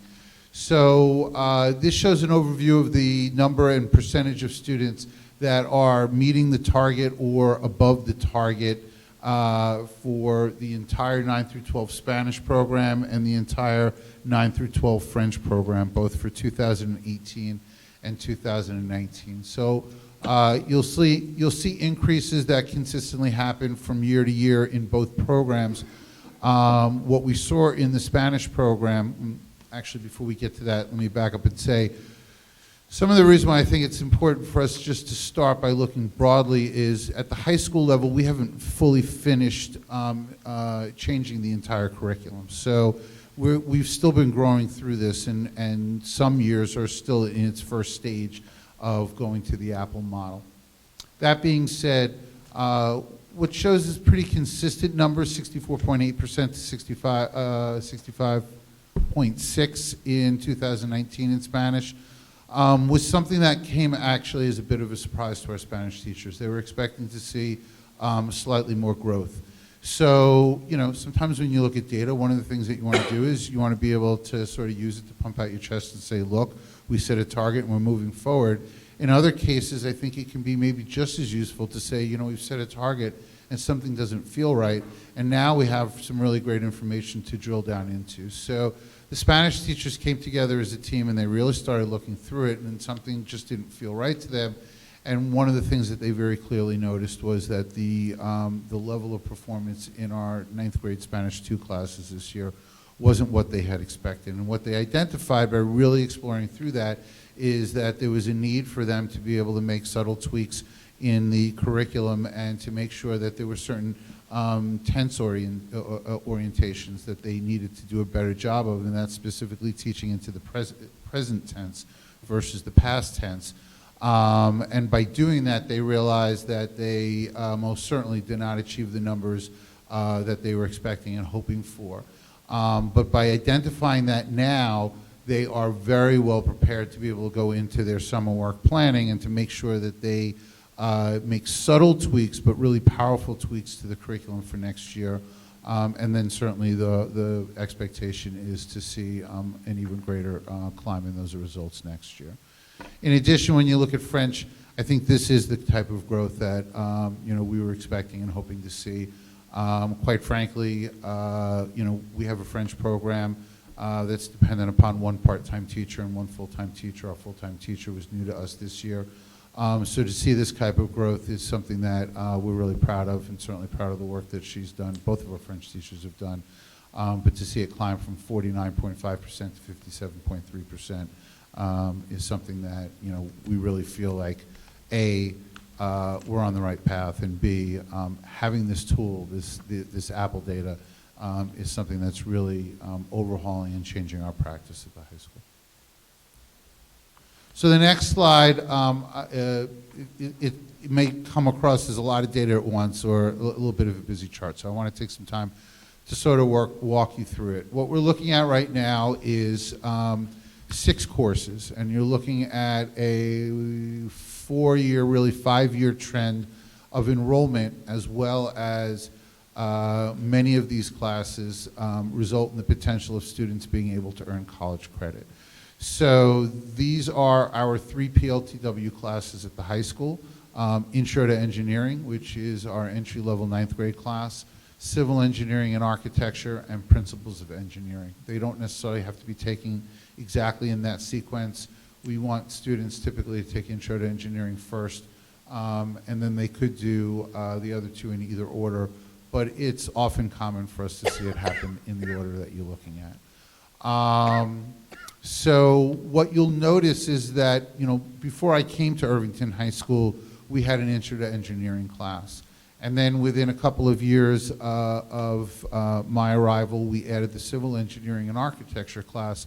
And then 3 years ago, along the goal and the progression, we wanted to make a full 3-year sequence in the Architecture and Engineering program, and we added Principles of Engineering.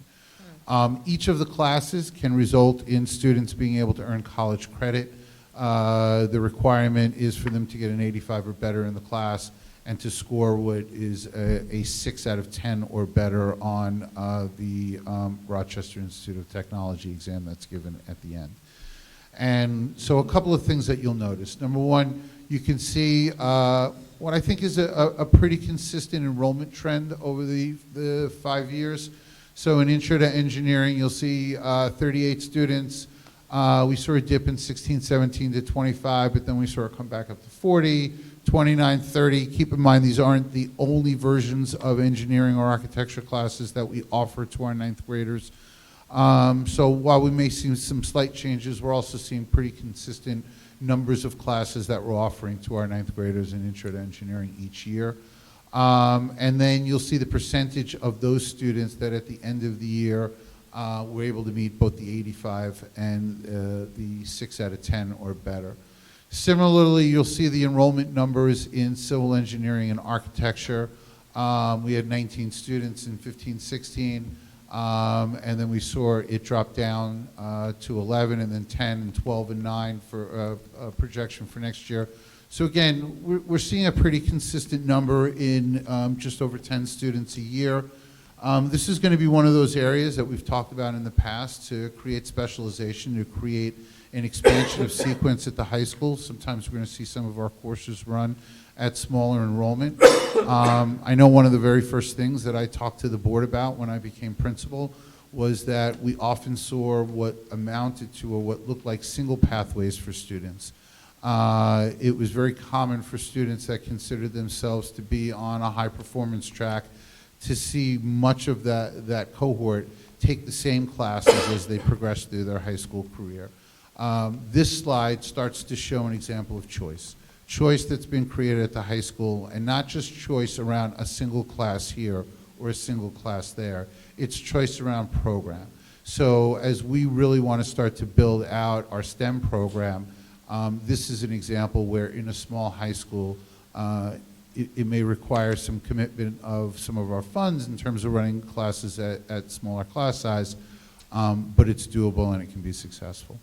Similarly, when I came to the high school, we were running an alternating computer science sequence model. So actually, we had been running just computer science 1 and 2, they're half-year classes. So it really amounts to 1 year of instruction. And it had been some years since we had run the computer science, the AP Computer Science A class. So we finally showed a commitment of wanting to bring it back, and then the plan was that we were going to offer AP Computer Science A in alternating years, with the hope that we would build up a cohort over a year or 2 years of kids that have come through the Computer Science 1-2 curriculum, and then make them better prepared to be able to take the AP class a year later, in some cases 2 years later, but wanting to try to keep those enrollment numbers up. What we started to see was a really nice pattern. We actually expected that we were going to run Computer Science 1-2 1 year, and then AP the other year, but we started to see that there was enough for us to do both at the same time, that the years that we ran AP Computer Science A, we still were seeing a great number of kids wanting to sign up for our Computer Science 1 and 2 class. And then 2 years ago, College Board said that they were coming out with AP Computer Science Principles, a very different type of AP class, and another opportunity for us to be able to get kids enrolled now in a true 3-year sequence of computer science. So you'll see in the third to last column, 18-19, we had 11 students in the class this year, and last year we ran the AP Computer Science A with 8 kids. So we were hopeful that we had now created a sequence where we would run Computer Science 1 and 2 every single year, and then we would run AP Computer Science A in alternating years. And we opened up our tallies for next year, and lo and behold, what we saw was something that really inspired us, because right now we're looking at 34 students that are looking to be enrolled in Computer Science 1 and 2 next year, 9 students who are looking to be enrolled in Computer Science A, and actually now another 7 students who are looking to be enrolled in AP Computer Science Principles. So the hope and expectation is actually that we're going to run all 3 next year. So, you know, to me, this is a perfect example of where a small school can expand these course offerings, do it with a level of commitment, but also do it with a level of stability that makes things available to students in multiple years and really allows them to expand through the sequence. And just to reiterate through, you'll see a lot of NAs. The NAs are either years where those courses were not offered or where college credit isn't offered. So Computer Science 1 and 2 is not a college credit-bearing class, whereas the AP classes, depending upon how students do on the AP exam, it could lead to college credit. So when you see, for instance, in 15-16, the 10 students that took AP Computer Science A, and it said 100% of them are earned or were eligible for college credit, that means 100% or all 10 of those students received a 3 or better on the AP exam. So I'm going to let Matt talk a little bit now, and this is Achieve 3000 in the AIS reading program or class, and he can talk you through how this data has become meaningful for us as well. So an interesting question is, I think, how do we really use data in the building to inform the realities for students in terms of class selection? And I'd like to start off by talking about AIS reading. We offer 2 different AIS English classes. We offer an AIS reading course, and we offer an AIS course that's really more designed for students who are struggling in English class. And we're concerned about, for students who are going to find themselves in AIS reading, is early predictors that students may struggle on Regents exam and who may struggle to be successful in English class over and over again. So we started off by populating that class for freshmen based largely on New York State scores, but the reality is in a town like Irvington, we have a lot of non-scores for students. We have a lot of opt-outs, and so a lot of our information also comes from 8th grade and 7th grade teacher recommendations.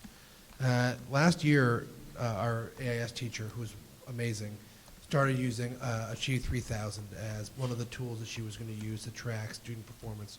And as my colleague Allison referenced in her presentation this evening, Achieve 3000 is an online resource that tracks students' growth and can be used in a number of different ways. One of the things that it does is it presents a Lexile score for students. And as you can see in the left there in that, I don't know what color that box is, green, that green box gives you an indication of where we want our students to be in 9th grade, 10th grade, and 11th and 12th grade. And so when students start the course in any of the years, they do an initial pre-diagnostic to determine where they are. And they do a midpoint check-in, they do an end-of-year check-in to determine their growth. The truth is students, I think, would like to be using their time that they're currently using for AIS in different ways. Students want to pursue other electives. They want to have access to things that sit in that same time slot. And giving this ownership of this is what your Lexile score is now, here's where you need to be, is powerful information for them. And as you can see, a great majority of our students are either meeting the goal or approaching that goal, which says to them, and the message is loud and clear, because you are in AIS in 9th grade doesn't mean that you have to be in AIS in 10th grade, 11th grade, and 12th grade. There are ways for you to demonstrate that you have mastered the skill set that we're trying to see you develop, and you can use that time differently going forward. The other nice aspect of the Achieve 3000 is that it doesn't just give a number. It gives a pretty clear delineated breakdown of where the strengths and weaknesses are for each student. So a student can know specifically, my area of weakness is defining words without context, or my area of weakness is making inferences based on limited background.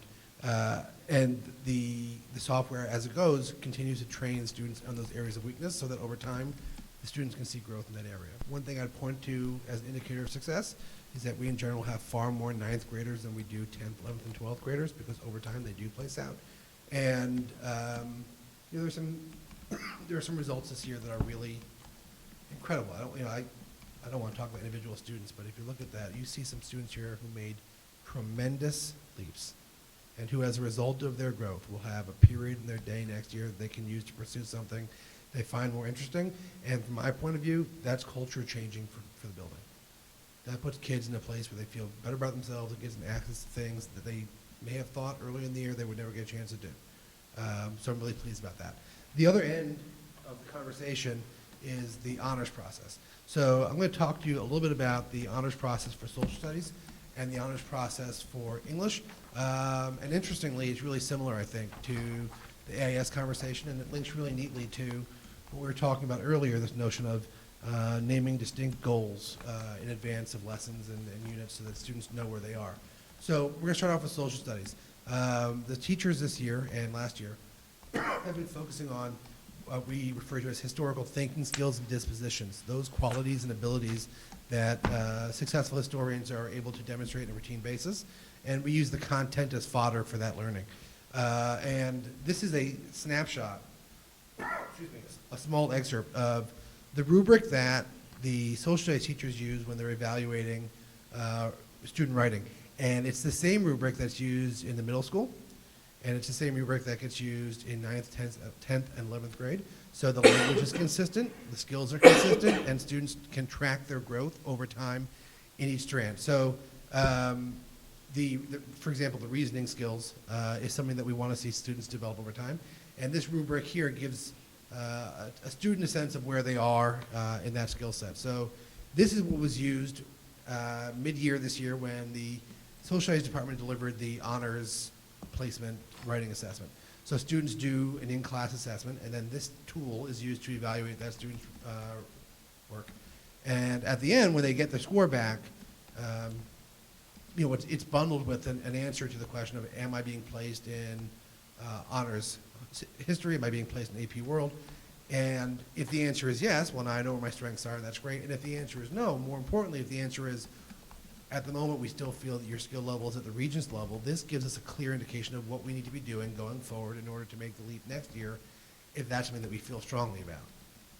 It's powerful information for students, and it's really powerful information for parents too, because what it means is that when I'm home with my child now, I know where we need to focus our energies if this is important to us. And maybe the answer, by the way, is this isn't where we want to focus our energies. Maybe we want to put our energy into making the leap into an accelerated English class. But it's informative, and it helps us to make decisions that are best for students. Here is the overall rubric that's used by the social studies department to make a determination. So it's not just that one data point to determine whether or not you make it into honors track social studies. There's teacher evaluation that is talking into more of the soft skills that I think Allison was sort of referring to when she was talking about how grades are not purely based on assessment, as well as report card grades and other data points that come from the middle school.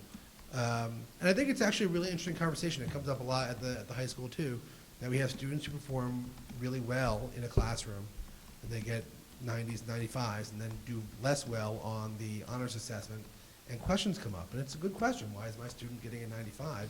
The message to me is my student is performing at a very, very high level. And then the message is also that they're not honors quality, and that's anxiety-provoking and confounding. So being able to provide this level of detail about where the strengths and weaknesses are is valuable, but also being able to have this be a part of the culture of the curriculum for years and years and years allows everybody to understand that we can track it over time. So that as early as 7th or 8th grade, a parent can have a sense about whether a student is on track to make it to the advanced track when they're a little older, because they can start to see the trends. The same thing is true, the same philosophy. So this slide is a sampling of student outcomes. So this presents these data points for a cohort of students. And what you'll note is that the cutoff for this year was 14. So if a student scored 14 or better, they were considered a good candidate for honors. Students with 13 were, by and large, granted a waiver, which was an indication that they could do a second writing assignment to boost their candidacy. Similar process for English. Throughout the high school, the English teachers are using the same brand of writing rubric, which they derive through consultation with our bar consultant. And it's the same kind of conversation, that when you are looking to make the honors leap, here are the qualities that they expect you to have. The organizational qualities, the diction, Maria was referencing before, the conventions, the thesis statement, the choice of evidence, and the analysis. These are things that are highly valued by the teachers. And I think what we believe is that at the grade level course, students' needs are met to make the leap to honors the following year.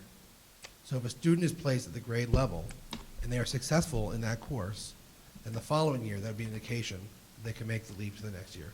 What we are wary of is putting a student in a course where they're unlikely to be successful, because we don't want to put a student in a position to be, well, unsuccessful, and also to potentially put themselves in a situation where they are forced to make a difficult decision about their coursework later.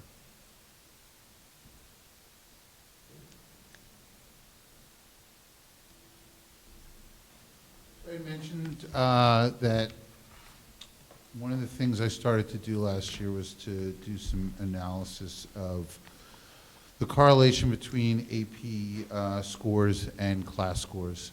So a couple of things to sort of frame the work, and then I can explain the slide better, is two things. I know Raina has spoken about some of the work that we have begun to do over the last few years as instructional leaders. So each of our instructional leaders, K to 12, has embarked upon data project work. So this was the basis of my work last year. And the other part that I wanted to put a frame around is, I think it's based on some conversations that, you know, not only are Matt and I having and have been having behind the scenes, but quite frankly, I would say it's an extension of some of the conversations we've had in this room over the last few years, and that's to try to put some context and some understanding around what do we look at when we're looking at our AP scores. And I think this is just one way. I certainly don't present this tonight to try to say, so this is, you know, some final way of looking at the data and therefore this proves something. But I think it starts to put at least an entry point into some interesting analysis. So anytime you do a technical correlation analysis, what you're really looking to figure out is there a clear relationship based on your data between one data point and another? So in this case, we have two, what I would hope to be corresponding data points. How are kids doing in our AP classes in terms of their final class grade versus how are students doing on their AP tests? One of the awkward pieces of that is that students take their AP tests in May. They get final grades in June, and we don't see AP scores until sometime second or third week of July. So the ability to start putting it together, and if there is a correlation, it starts to at least speak into some know-how that a teacher could demonstrate that they understand how students are progressing through their class. They're creating some consistency within how they're grading, and then it has some shown alignment to an anticipation of how students would be able to score on the AP exam.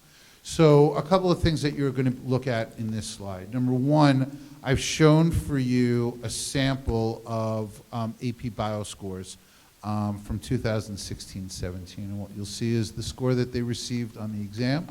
So you'll see a range of 2 to 5 based on the individual scores.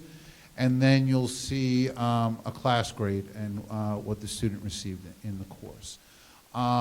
So there, again, is something called a correlation coefficient, where there's a mathematical formula that's done, and the idea is that if there's a perfect correlation between these two data points, you would get a score of 1 overall, and when you chart that on a scatter plot, you would essentially see a straight line. So it would form an exact straight line, and that straight line would demonstrate that there's a perfect correlation between every data point around the two sides. So in this case, our score for AP Bio was a 0.6612, and then all the way to the right, you'll see, and again, this isn't my analysis, this comes off of statistical summary, is that when you get a value between 0.5 and 1, it's considered a strong strength of relationship between those two data points. If you get a score between a 0.3 and a 0.5, it's considered moderate, and if it's 0.3 or below, or really below 0.3, it would be considered a weak correlation. And I think that the scatter plot gives you some understanding of how it could look, or at least what it looks like, and the closer that those data points start to seem to fall to a best fit line, again, the stronger the correlation. So ultimately, we did this, or I did this analysis for every one of our AP courses that we offered in 2016-17, and they're listed here from lowest correlation to highest correlation. And then what we created was a histogram in terms of how all of those numbers played out. So you'll see the number of courses that, let me just pull the slide in my hand here.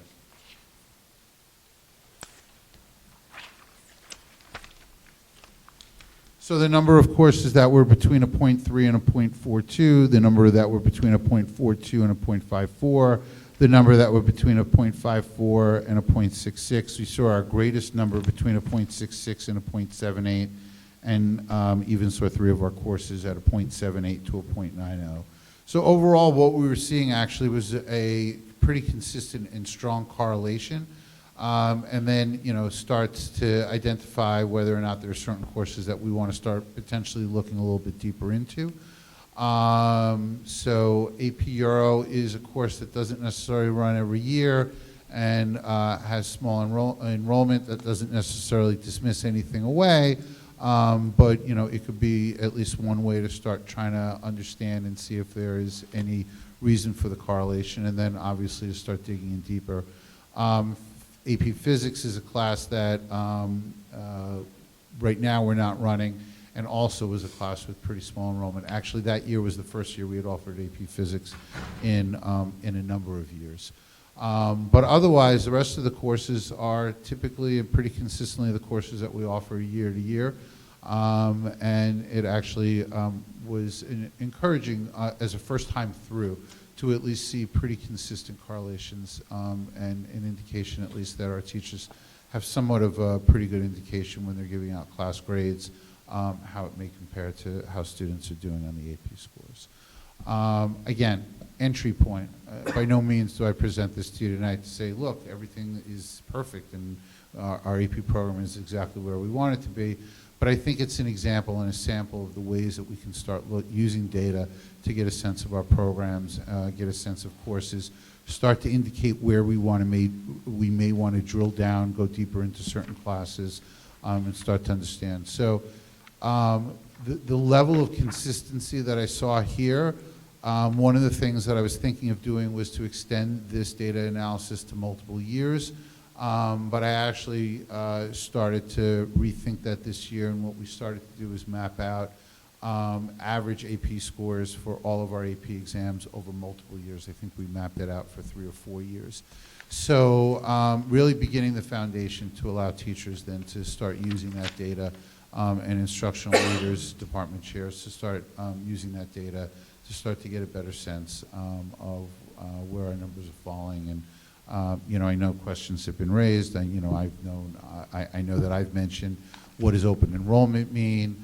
To what degree do we ever feel like, we have a great number of seniors that take very heavy course loads in their senior year. Is there any evidence that it does lead to lower scores or not? Again, we've raised it as possibilities. I think when you start to lay things out like this, you lay a foundation of beginning to start to dig in deeper and get a better understanding.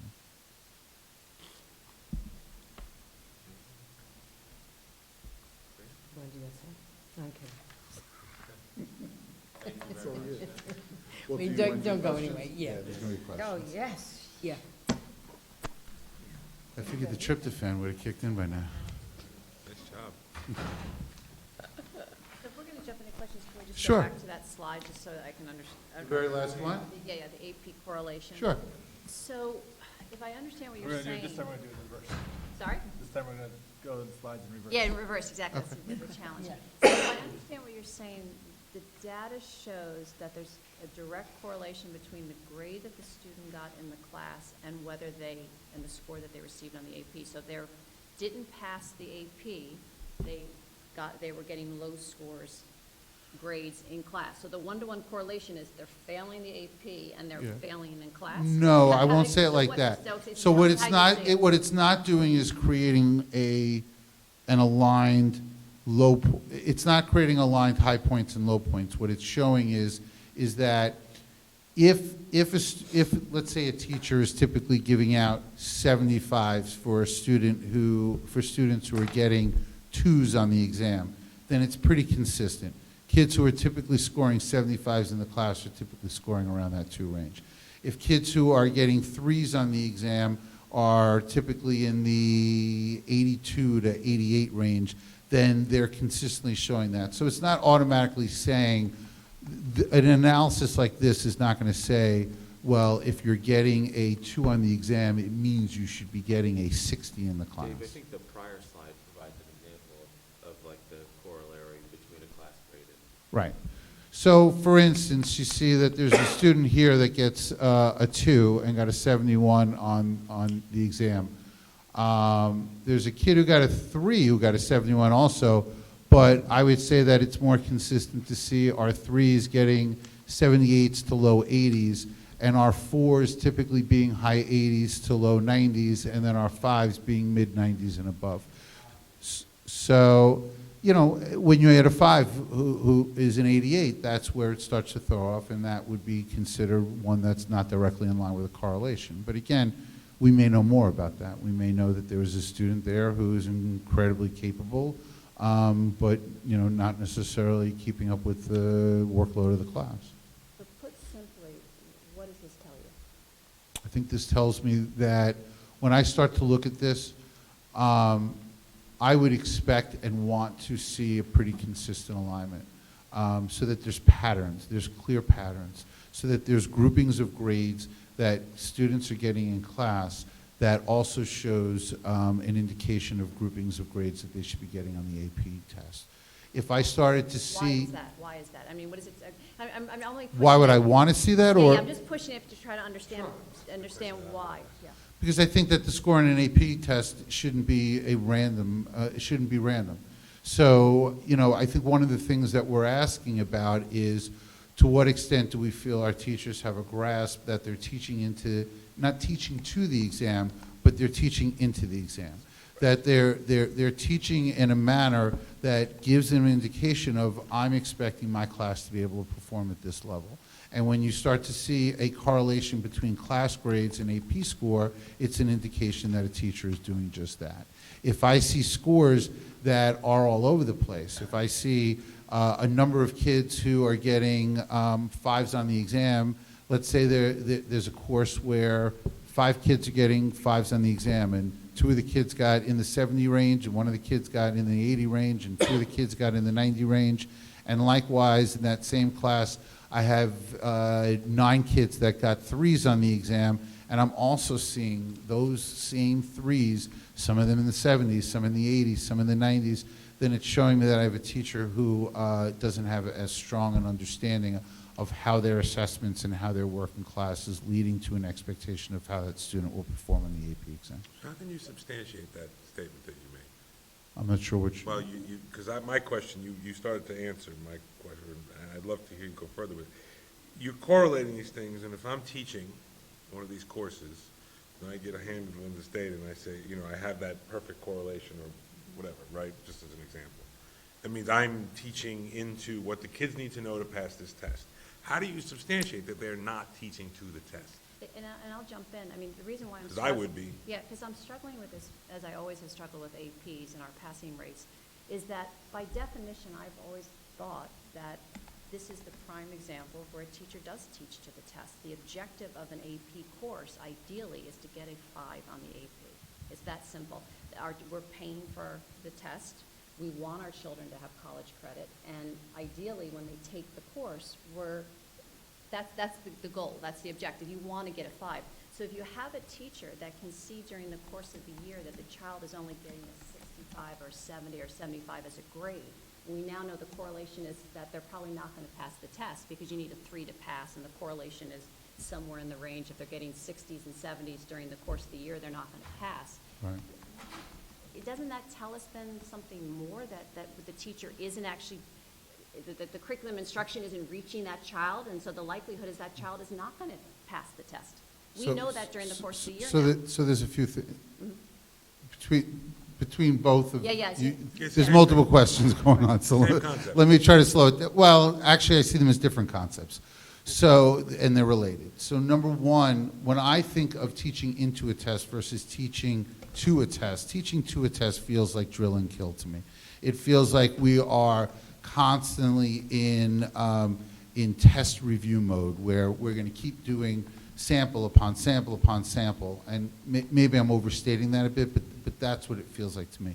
That's not what we do in our AP test. Plus, AP has changed their curriculum. Quite frankly, we talk about we teach thinking. AP is coming on board with doing just that. There's a lot more open-endedness. It's, by the way, why you have a test that's graded on a scale of 1 to 5 versus a Regents, which is graded on a scale of 100, where you're making distinctions between a grade of a 94 and a 95 or an 80 and an 81. So the distinction between a 4 and a 5 is much broader in some ways, but actually more accurately distinctive. So that's the first thing. So do I want my teachers following a curriculum that is, and do I want them having assessments, and do I want them finding the right balance between knowledge, skill, meaning making, and transfer to be able to maximize performance of our students? Of course that's our goal. That's, I mean, ultimately our goal in any of our classes, but it's not because they're constantly in AP test review mode or practice mode. Maybe that's a better way of putting it. I will also say, and Deb, I think this starts to answer your question, then maybe a transition to what you had asked. College Board has to approve every curriculum that a school runs. So in order for us to call a class an AP class on a transcript and to actually have it say AP whatever, it every year has to get approved by the College Board. So you have to submit your curriculum, they review it, and they have to agree to it. So, you know, there are added benchmarks along the way in an AP class that you're adhering to a curriculum that meets the standards of College Board and prepares students or teaches to the test, not necessarily, or into the test, as I had said. You then took, Deb, I think took the conversation to an interesting point, because I think it goes back to where we've had the conversation about we have open enrollment. And I think that starts to ask other questions. So as a school and as a district, is our goal collectively to maximize our collective score in an AP course, or is our goal to provide our students with rich curriculum and to allow students to make decisions about what that means for them? So I will tell you that we have students in our building who will take 1 or 2 AP exams, or courses and exams for their entire high school career, and they may very well only get a 1 on each of those exams, but the fact that they demonstrated that level of rigor in a course and showed success, not on the exam itself, but in the course, means everything on their college application process. So there is an interesting balance there, and one that I think becomes really important for us to understand.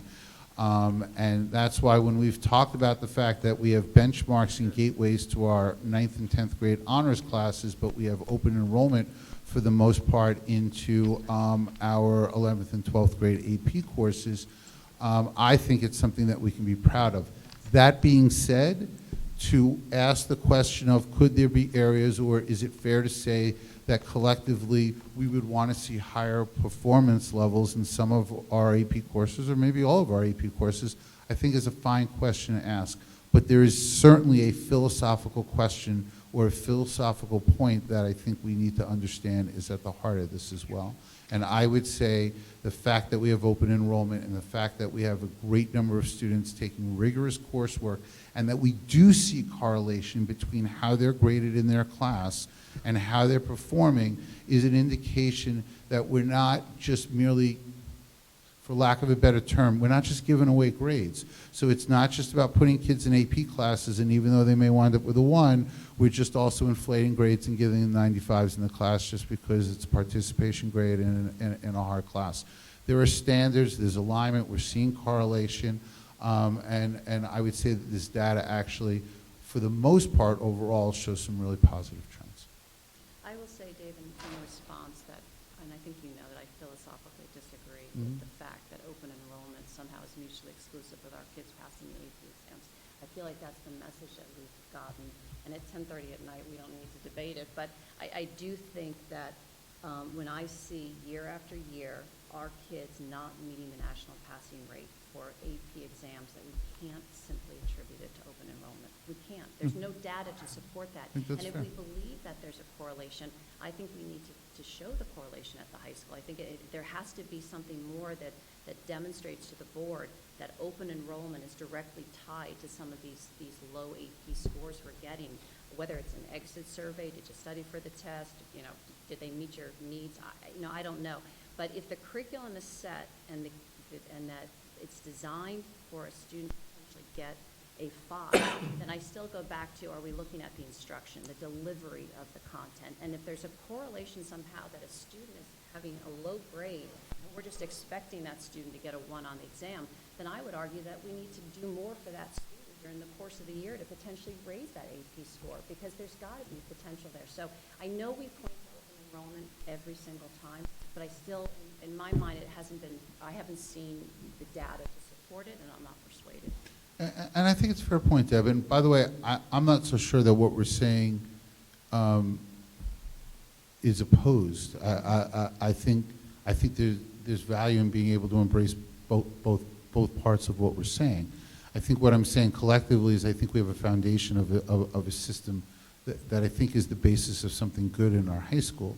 I think what you're also saying is that, there could be a trend of data that we're seeing where it says that, we need to dig in deeper, and there could be opportunities for us to see increased performance. And if we can have a basis of a philosophical program that makes sense for us, and we can also see growth and enhancement in scores, especially maybe in certain courses, then it's a win-win all around.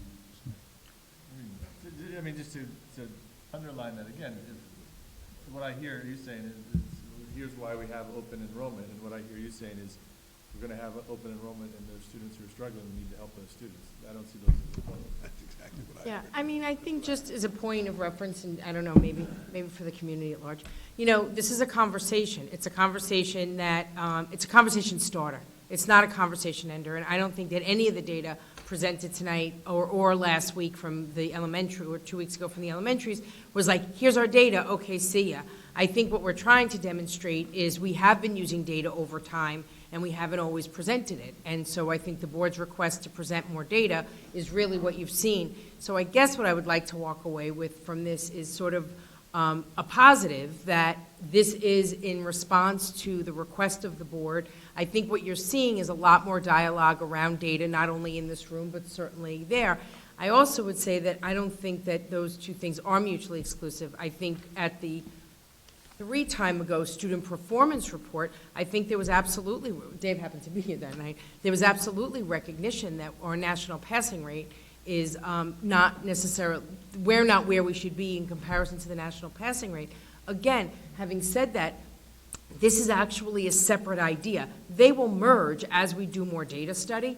Then your data sets start to merge together so that you can really have that triangulation of data. Right now, we're sort of pulling apart. I think the question all along has been, how do our grades align with our AP scores? So I think this was dipping our toe into one aspect of AP. I don't think this was meant to be the end-all and be-all conversation around AP.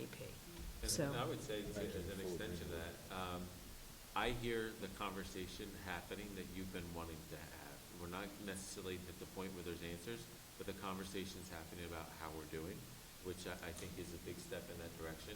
And I think when we see these slides, like I got excited when I saw this, because this introduces so many different types of conversations. It may not answer the question, Deb, that you're posing, but it does pose so much. And there have been a number of comments and questions that have been raised in my 7 years in this room related to the correlation between grades and scores. Yes.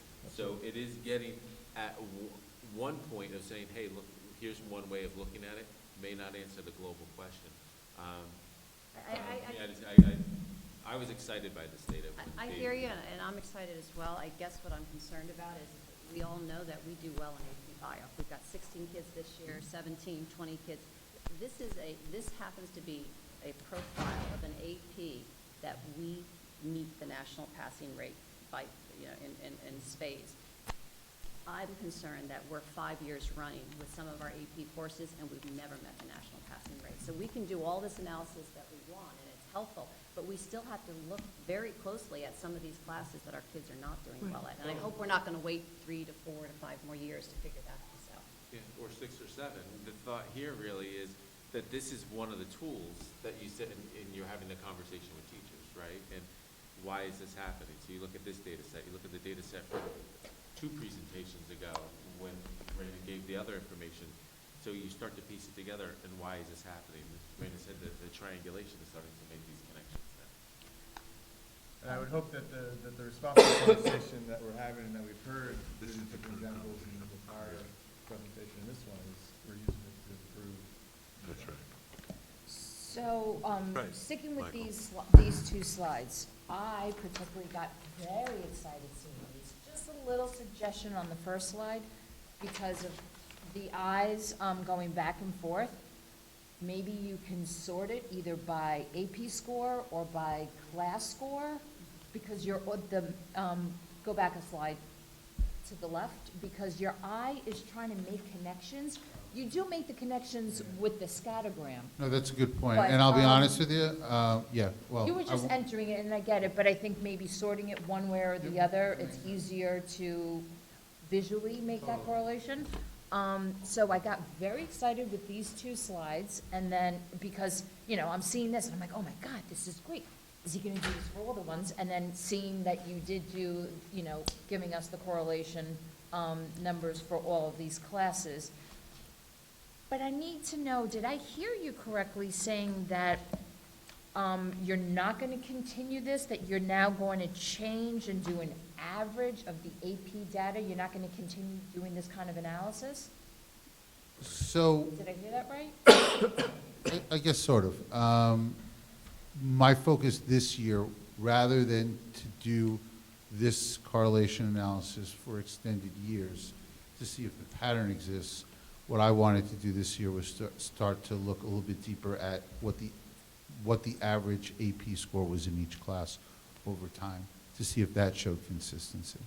So, yeah, I mean, that. And it doesn't preclude you from doing this.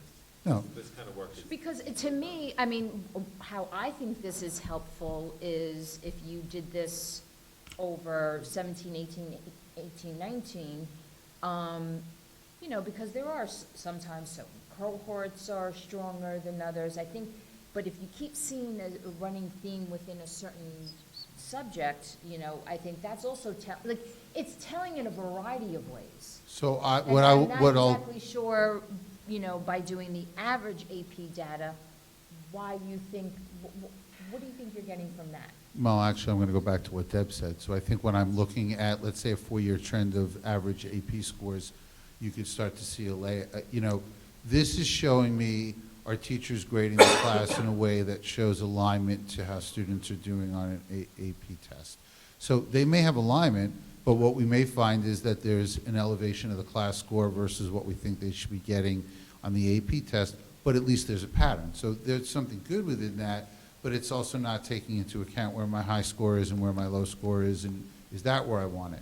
When I start to look at how students are performing on AP tests over a 4-year trend, it might be easier to see it jump out that, oh, you know what, I'm only seeing a certain course getting in the mid to high 2s on a consistent basis, or what may have looked like a certain course is on a negative trend actually shows that, well, maybe they're consistently getting mid 3s and they had one bad year and they're back up again. So I think you start to see the data in a different way, and it starts to see it strictly based on the result of the exam itself, and I think that gives you other information that you could start to explore into.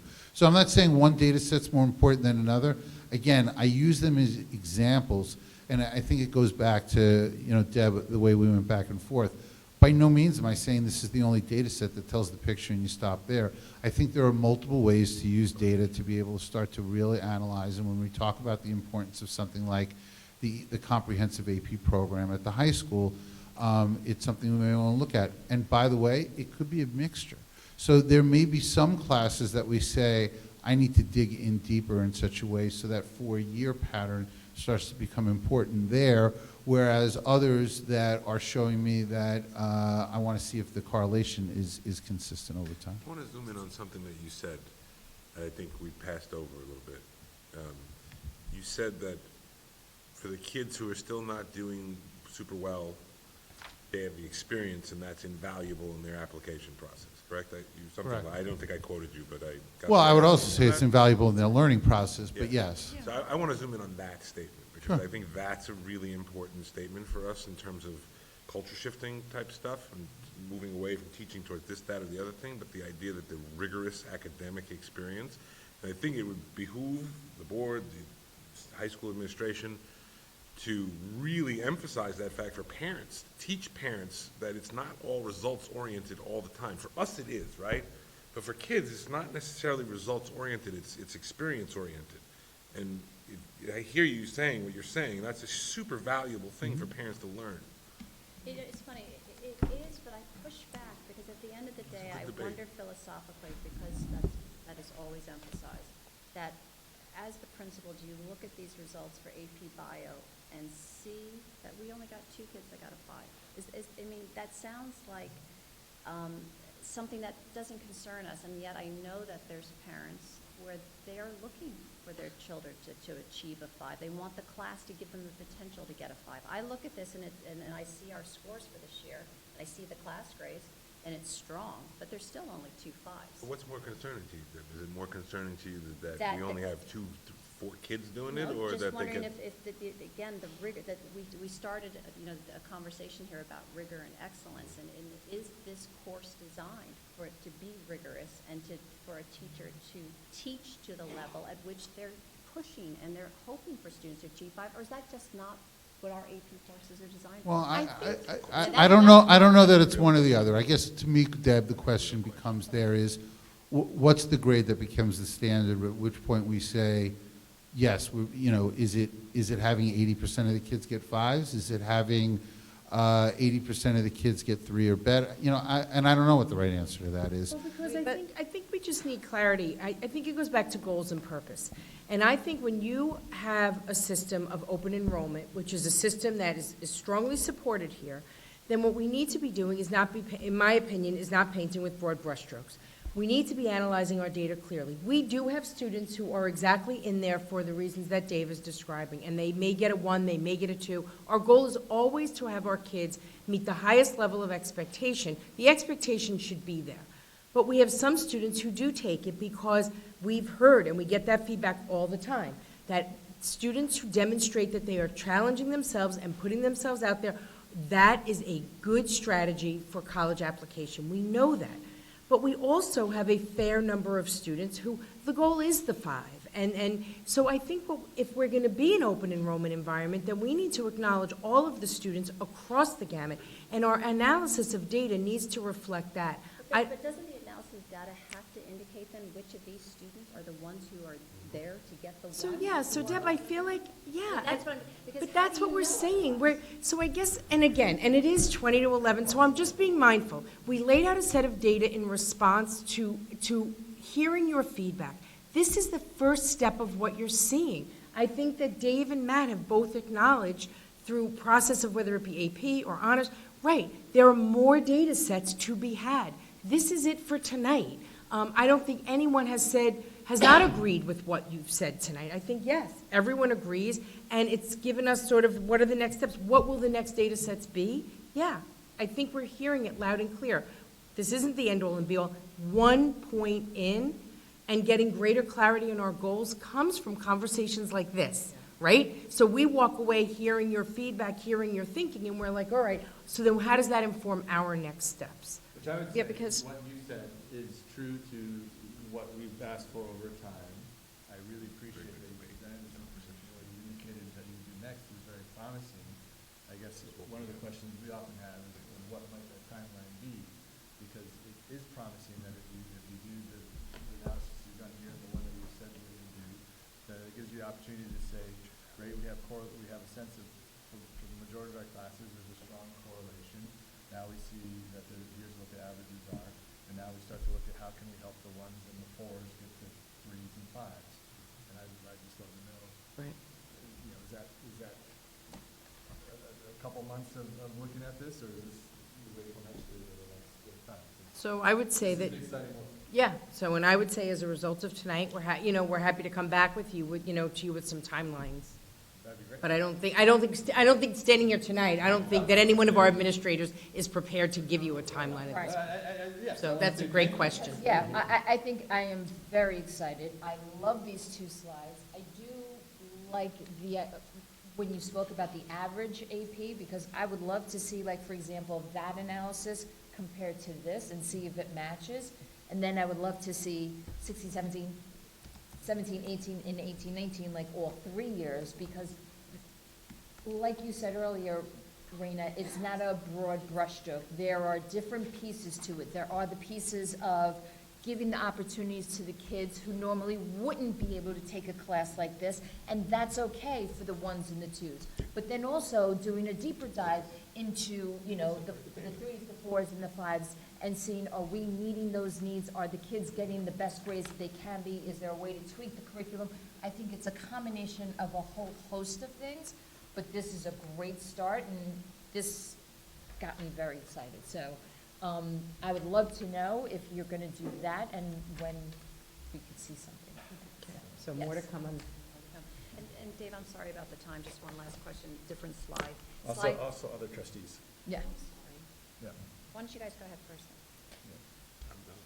then? I decided not to ask anything else because I guess we're going to learn more. I just note a sort of internal consistency in discussing how a student might feel being in an honors class that they shouldn't be in and then struggling, and a student being in an AP class and then not performing at a certain level, just through listening to the entire conversation. So thank you.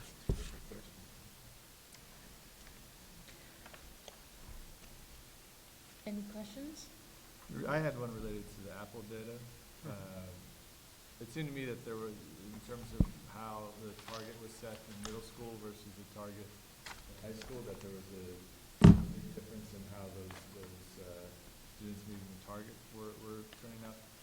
Something also to look at between the schools to see, I guess at the same department head. So, you know, we were looking at, 80 and 90% at middle school meeting target, but in So one of the things to keep in mind, Michael, is the way the program has been rolled out was that it was rolled out in the middle school first. So you're looking at a program that now has had multiple years at the middle school and is really just starting to show its impact for a year or two at the high school.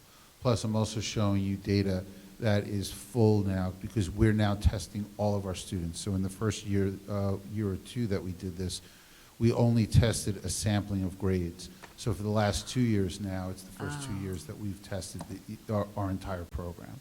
I mean, during the presentation, you made an interesting point too, though, about that what was being tested in Apple, there was,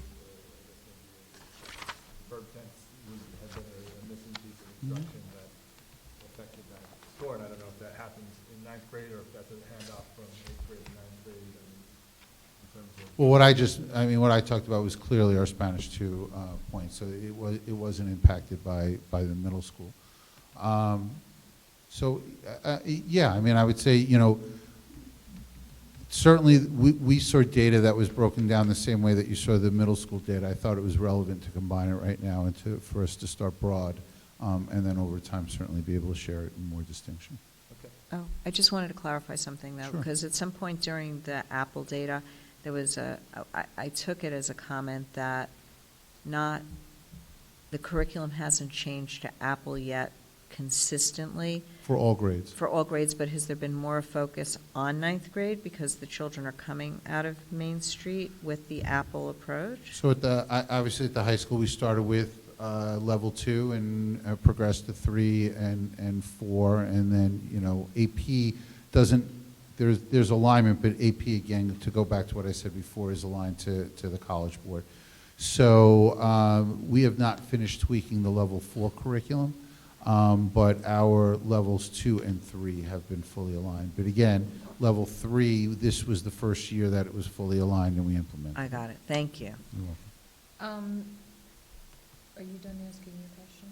I had one question, but you go ahead. Earlier, you spoke about post-assessments, and now there's like a self-analysis of the kids on how they're doing on their exams, and, figuring out, you describe different boxes, like, oh, it was just a careless mistake, or it's conceptual, whatever. But what happens from there? Okay, so I think. And I guess and to add to that, because I know, you have like little pockets here and there, but is there ever an analysis like, there was a big miss with this one. Does it ever happen that a teacher says, this was, So it's funny. 50% of the class, it was a big miss? Do I So- go back and instruct? Like, is that It's kind of funny, reflection happening? in many of the end-of-year conversations we had with teachers, the feedback was, wow, these post-assessment activities are great, kids really like them. It really informs our extra help sessions, and it creates for the kids who are in academic support classes, it creates a ticket to academic support every day, so now I know exactly what I'm working on. But the other piece that came up a lot, Maria, from teachers was, they're doing, this year, they spent a lot of time doing it on paper. But teachers are coming back to me saying, I should be doing this on Google Forms.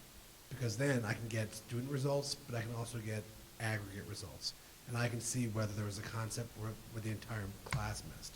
So unless I have that data all in one place, I can't see that thread, it wasn't just this kid and that kid, it was everybody missed. We have to circle back as a group and go back to it. So I think it's a next step for a lot of teachers.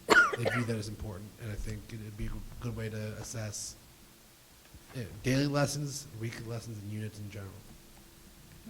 I always appreciate both with the K-5 and here where you're giving examples of it's proving useful to the actual instructors and how they. I had a question related to the AS reading data. You just referenced that a positive, which is that grade by grade the numbers drop off. Do you have any general ballpark or precise numbers in terms of what the AS numbers are grade by grade? I don't have them today. I can provide them for you. I can tell you that, as I mentioned in the beginning, we have these two sections. So there's the AS, like a reading support class, which is really designed to help students who are struggling with just basic literacy. And then we also have an AS class for English. That class doesn't typically get smaller. The AS English class, which is really a support class for the curriculum of the English course, tends to stay in place a lot of times. That work is student think skills and helping to keep track of just good reading habits. But what we are happy to report is that the reading course, the one that really works on developing those literacy skills, as you can see, you're going to have kids meeting their goals or very nearly meeting their goals at the end of this year, which would be an indication that their time is better spent elsewhere.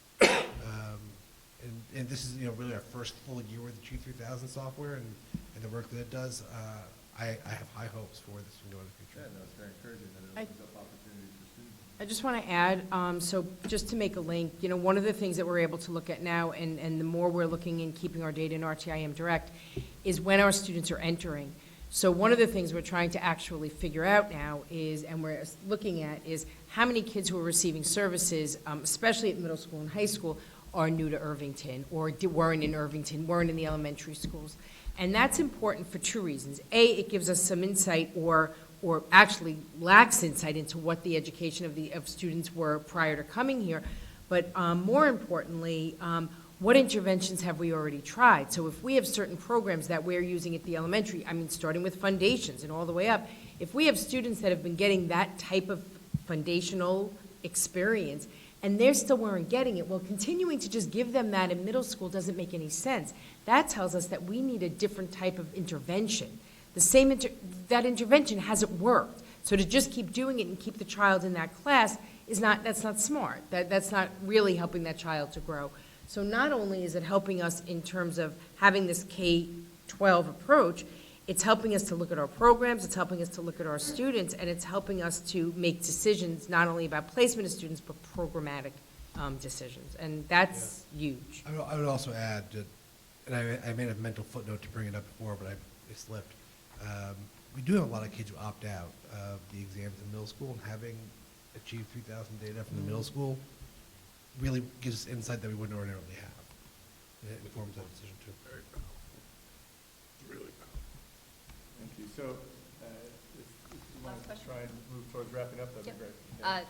Only last quick question, page 37, the PLTW chart. I was just curious, while the numbers for the PLTW classes are fairly consistent, they are somewhat, they've gone down from 15, 16 to 18, 19 for each of the three classes. And I was just curious whether, do you think there's any correlation at all with the offerings of computer science now?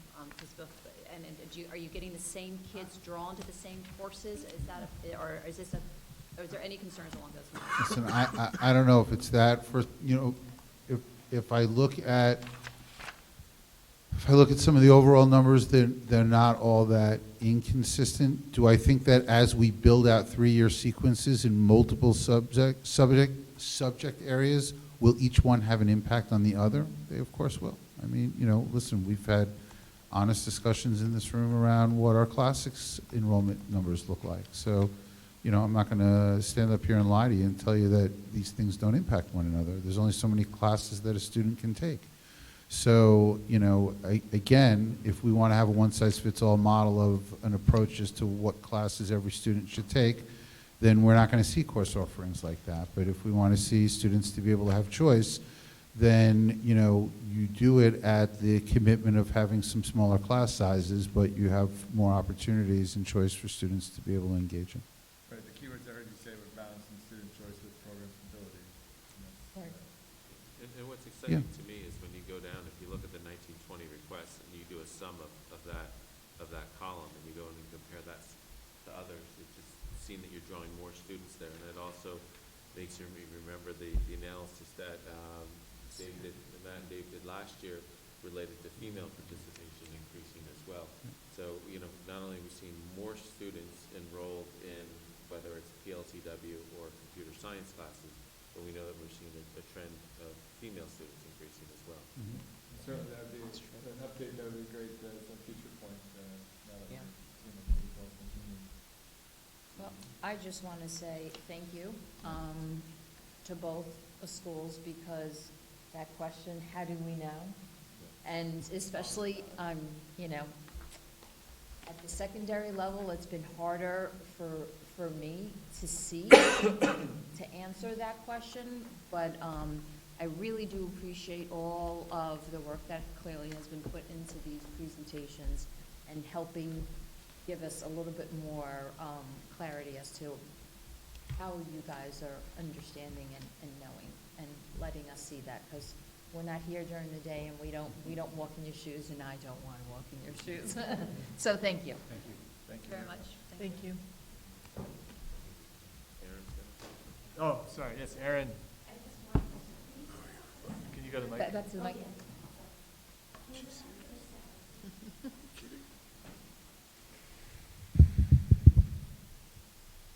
Can I come up and just point? Is that just to highlight what I want to say?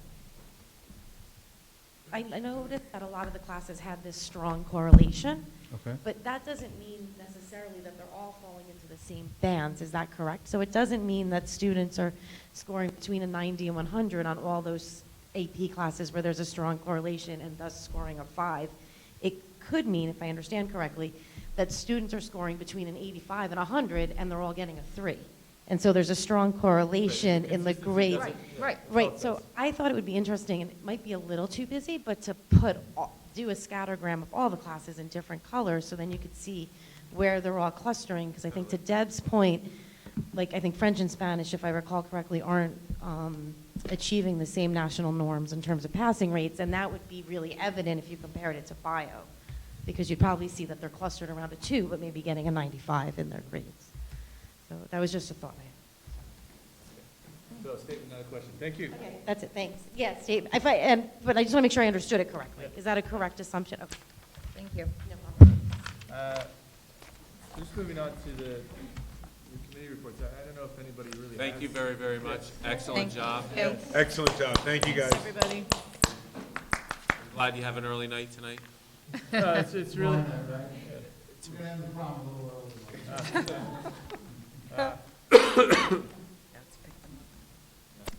Thank you. All of those events. So with the committee reports, I don't know if we really have any true updates. Should we just move along? Yeah, I Okay. agree. So with that, we did the committee questions, and now we're into policy first reads. So who do I hand it off to? Certainly, Deb Moore and I. So there's a series of policies that, second set of policies that, second set of 3 of the 4,000 that the committee's worked on throughout the course of the year. You're adopting the first set this evening. This is the second set. We'll be looking at probably the reorganization meeting to adopt this set. and work through the others through the course of the summer. So you can see the areas that are covered. The encouragement for the board would be this is the official first reading of these policies. We can look at the 18th as well. If there's question and feedback, to filter it back to the committee members, and certainly answer any questions that you may have, any edits, because as you know, we work in Google Docs and we're kind of editing as we're meeting. There's certainly opportunities where we make some typos that slip through. Yeah. I had already written to the committee about a couple of things, but I just wanted to say something publicly, which is that I really think that this policy 4325 is so wonderfully drafted about academic intervention services that I actually wanted to highlight it and say it probably should be somewhere on the website, because it explains things in a way that people could really benefit So from. I want to point, so the initial, I want to say like page and a half of that policy is kind of drafted by school boards reflecting New York State standards and regulation. The balance of that, I turn to my colleague, Dr. Kaur, and the administrative team, that is the body of the work that's developed here in Irvington. Yeah, it was fascinating. So thank you for that feedback. Somebody read it, Raina. That was Only takes one, right? Makes me so excited. Thank you, Beth, thank you. Probably have a presentation at some point Oh, about geez, getting us really excited about going through our no doubt. policies. I could list the other fascinating ones, but I'll wait for another opportunity. You could start the club next year. Maybe we'll start board clubs. Policy club. We're gonna start If you could just into, join the we policy get to committee. oversee them. All right, moving along. Yes. So we have, the next topic is the Retirement Contribution Reserve Fund, which I can speak to, you can speak to. Yeah. Yeah, so Ms. Stein obviously isn't here, but there's knowing that she wasn't going to be here, we provided a pretty detailed public description. So the idea of any reserve fund is to be able to address financial needs down the road. We recognize that pension funds vary from year to year based on the performance of the funds. This year, we're seeing some relief, which actually helped us to be able to provide for the things in our budget this year. We were pretty open and upfront with that, recognizing that it could present some challenges for us in the future years. However, this year, legislation provides for the opportunity for school districts to be able to develop a reserve fund for TRS, which would be the Teachers Retirement System. So it really becomes a two-step process. We do not have a general reserve, a retirement reserve fund. So once we establish that, our next step would be at the next meeting to establish a sub-fund specific to TRS. So this is step one of a two-step process. So the board should anticipate, as indicated, that on June 18th, that there would be another resolution that would establish the sub-fund for TRS. At the same time, as Ms. Stein has indicated, we've recognized that this has been a tight year. We're not anticipating that there's going to be lots of excess funds available. So with that in mind, the important part is that we are establishing the fund and that we are going to make some degree of contribution, which we will address at the next meeting as well. However, it's not going to be anything grand that's going to balance the budget in future years. It's to get the ball rolling. And this is something which we saw with the long-range planning that Ms. Stein did, the TRS is really a sensitivity point for us. So this is really important that the state passed that law this year. And if we look back 5 or 6 years ago, people, if they just look at it now, say, oh, there was a big jump in terms of our expenses, but that was because our TRS number changed, and we had to need to cover the difference. So are there any questions about this, or it seems pretty straightforward? It's kind of a no-brainer, I think, for us to move forward with. Okay, so now we have our consent agenda. So we would need a resolution specific for item 7.1. Oh, we're going to try and vote on it now. Motion, This yeah. is not, Okay, my bad. Can I get a motion to accept motion 7.1? so moved. Second? Second. All in favor? Aye. Thank you. All right, now, consent agenda. Can I get a motion to accept tonight's consent agenda? So moved. Second. any questions related to any items on the consent agenda? What number? So it's 8. So it's starting at 8, we have 9.1. special education situations, acceptance of minutes, that's great, we're really blazing through that. Policy adoption, section 4,000, a number of policies. It also includes the curriculum instruction in 10, acceptance of CSE, CPSE. Which stipulations and settlements are we talking about? I'm not familiar with them. Yeah, you are. We're not going to talk about them again before we? We had Not already, in public. Not in public. right, not in public. These are things that we talked about. No, I understood. But was there going to be another executive session about these, or these are clear? No, No, not, these no, were- separate These matters. are the ones that Separate. these are the ones that we signed up on. Good, in which case I have no question. And now we'll actually vote formally on. We have some personnel changes and approval of compensation for our stipend position for the College Board ACT testing facilitator, some tax certs. We have our treasurer's report, and we have donations to various scholarships, including the Paul Sutterelli Memorial, the Scott Mosenthal Scholarship for bookshelves, and very generous donations, thank you, from the IEF, if we vote to approve these in a minute. And there's a long list of what those grants are, and several contracts. I did have a question, Lionel, about the position, the testing position. I'd like to, I'd asked a question. No, you have to pull out 11.5. 11 point, No, I mean, that's, We if he could- wants to vote separately, if he just has a question, you can ask Yeah. a question. I have a question. I don't, Yeah. it's not a voting thing, it's a Yeah. question. So I had asked a question by email, but I never heard back, so that's why I'm asking it now, not to waste time, but, so how do you choose these folks for these positions? I'd asked this question before, I never got a real clear answer. So You Ms. post- Zerbo yeah, is, you post positions, and individuals would. they apply and you vet and et apply. cetera. Thank you. Yep, And on that note, Chris, yes. so when you have a stipend position for the College Board ACT testing facilitator, what is that person doing and why do we need a facilitator?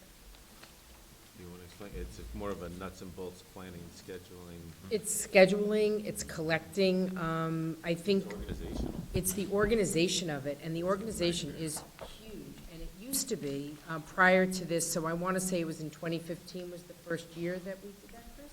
Does that sound right, 2015? 2015. Testing. Prior to that, it was really in the hands of multiple people, so it was a little bit of guidance, and it was a little bit of Julie Orlando sitting at the desk, and a little bit of Dave Cohn, and it really, it's not that the person is running it, she is coordinating it. It is coordinated though, with Matt Samuelson. So in other words, she's doing a lot of the organization and the logistics of the collection, which apparently, we learned in the process, was actually quite overwhelming to do. And so she is not scheduling all of the tests. In other words, it is done in partnership. So the person really. Scheduling or not? She is not. She is working in support with Matt Samuelson. Matt's doing all the scheduling. Matt does the scheduling. I mean, Ally helps. You know, there's a lot of moving. combined effort. It's a combined effort, but she really coordinates the logistics of it more than anything. Okay, so the actual administration of the exam here, no. See, that's what I'm trying to It's not understand. a She's not It's not a proctoring the She's exam. not proctoring. So because we don't have the ACT offered here, nor the SAT, so this is, she's not involved in, Yeah, No, we do. we do. we offer our kids to be able to take the ACT here if they have extra time. Is that what you're saying? Yeah. Yeah, But not for the vast majority of students who don't have extra time. We don't take the ACT here, we take it at other high schools. no, but we take the SAT, right? I mean, We have PSAT. we do, we take the SAT, so, No, and- but the SAT's not offered. This is here. College Board ACT testing facilitator. Right. That College Board includes SAT, PSAT, et cetera, et yes, cetera? so she, But, yes, the SAT. No, but Raina's saying the SAT. The SAT is not offered here, nor is the ACT, correct? We Yes, take all our students take it school-wide. school-wide, We've been doing that Well, for, and that's for why I'm asking. 3 years.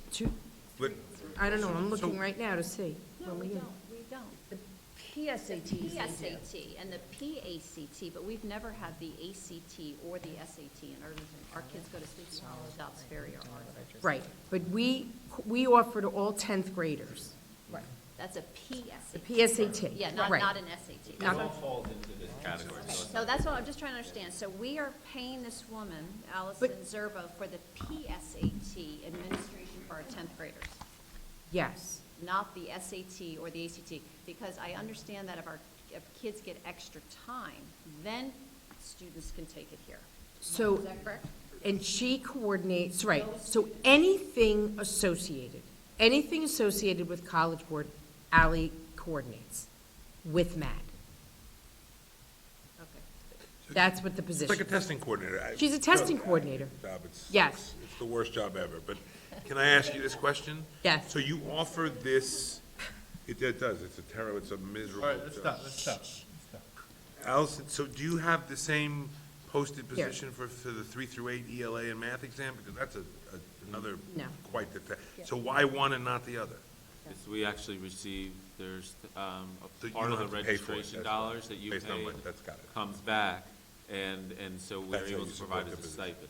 We have administrators or guidance counselors that collaborate to plan and organize all the state tests. So you do this, you would do the same thing for 3 through 8, should it be the same situation, but they don't offer that kind of financing. There's no, New York State isn't giving us They do money not. for that. It's not really necessary. It's a completely different, the New York State tests are tests that we are responsible for giving. It is coordinated at the building level. It is not, it's, Pass though, what? it's a huge job, Um, bigger than this.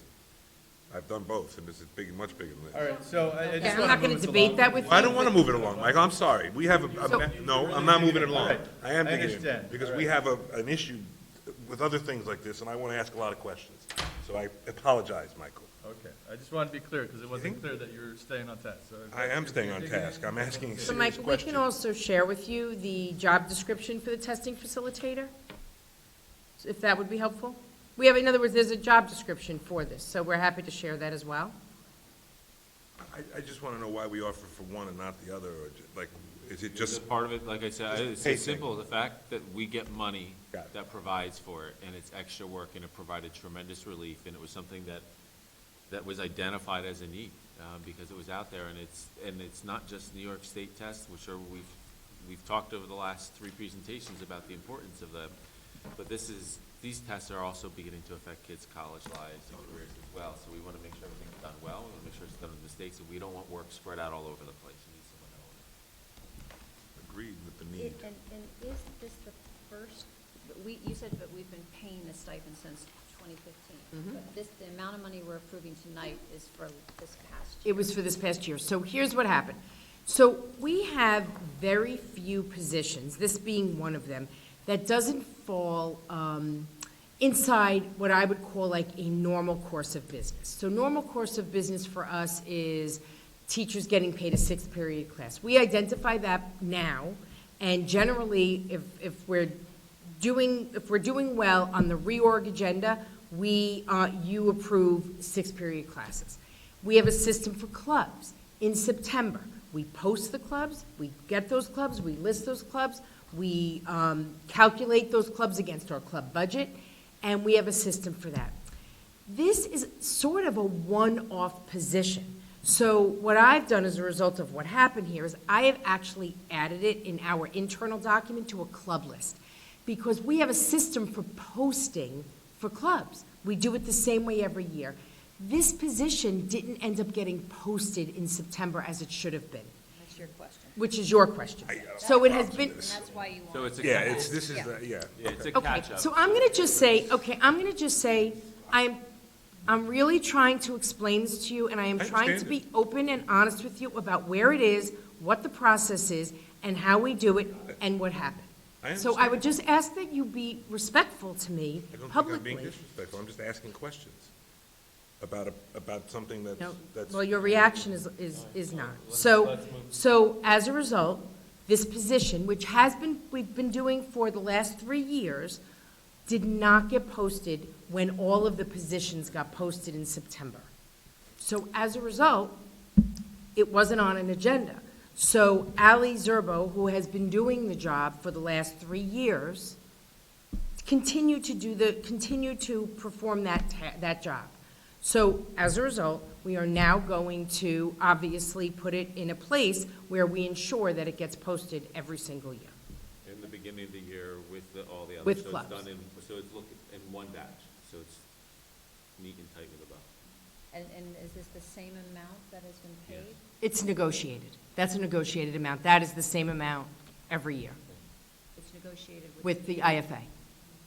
It's that amounts, I think it's been 3,500 every year. It is. It's a negotiated, we negotiated that. Okay. I will say, yeah, the reason it was, it said it was for 2018, 2019 was what raised the question in my mind, but also because it said ACT, SAT, the nature of the job, but if there's a job description and what is done, I think that would be helpful. But again, just to drill down, it sounds like the work that is being done is also for the students who request extra time to take a standardized exam, and that, when they ask for extra time, the test is administered here at the school. So I just want to add, she also coordinates AP. So honestly, going forward, it should probably say College Board, because College Board is APs, SATs. That's right. And the PSATs. Somewhere along the line, when we generated this in 2015, someone came up with a title, and that's the title that Yeah. carried for it with the set of responsibilities. Because with the then job you think description of- that we will share. Yeah, but then you think of it all. And I want to say the one thing is significant when you have you reference the extended time. That's critical for a child that has that provided for within an IEP to show up to take a SAT exam, whether it's in Irvington or Sleepy Hollow, to get there and not have that lined up and set up is highly problematic for that child, because they're not going to, can't walk in and hold my IEP and say, I get extra time. It just simply doesn't happen. It needs to be processed well in advance and approved by College Board.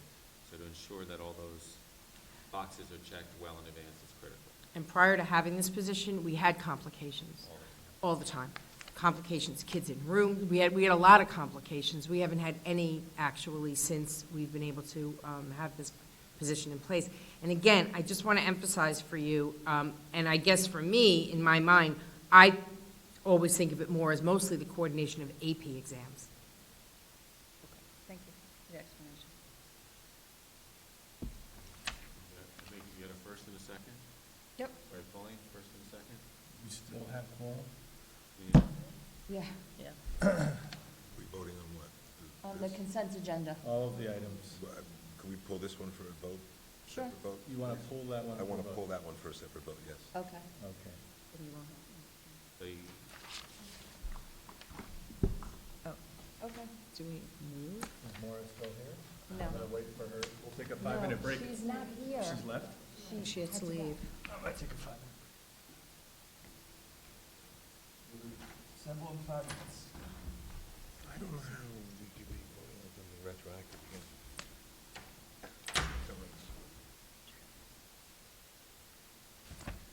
But I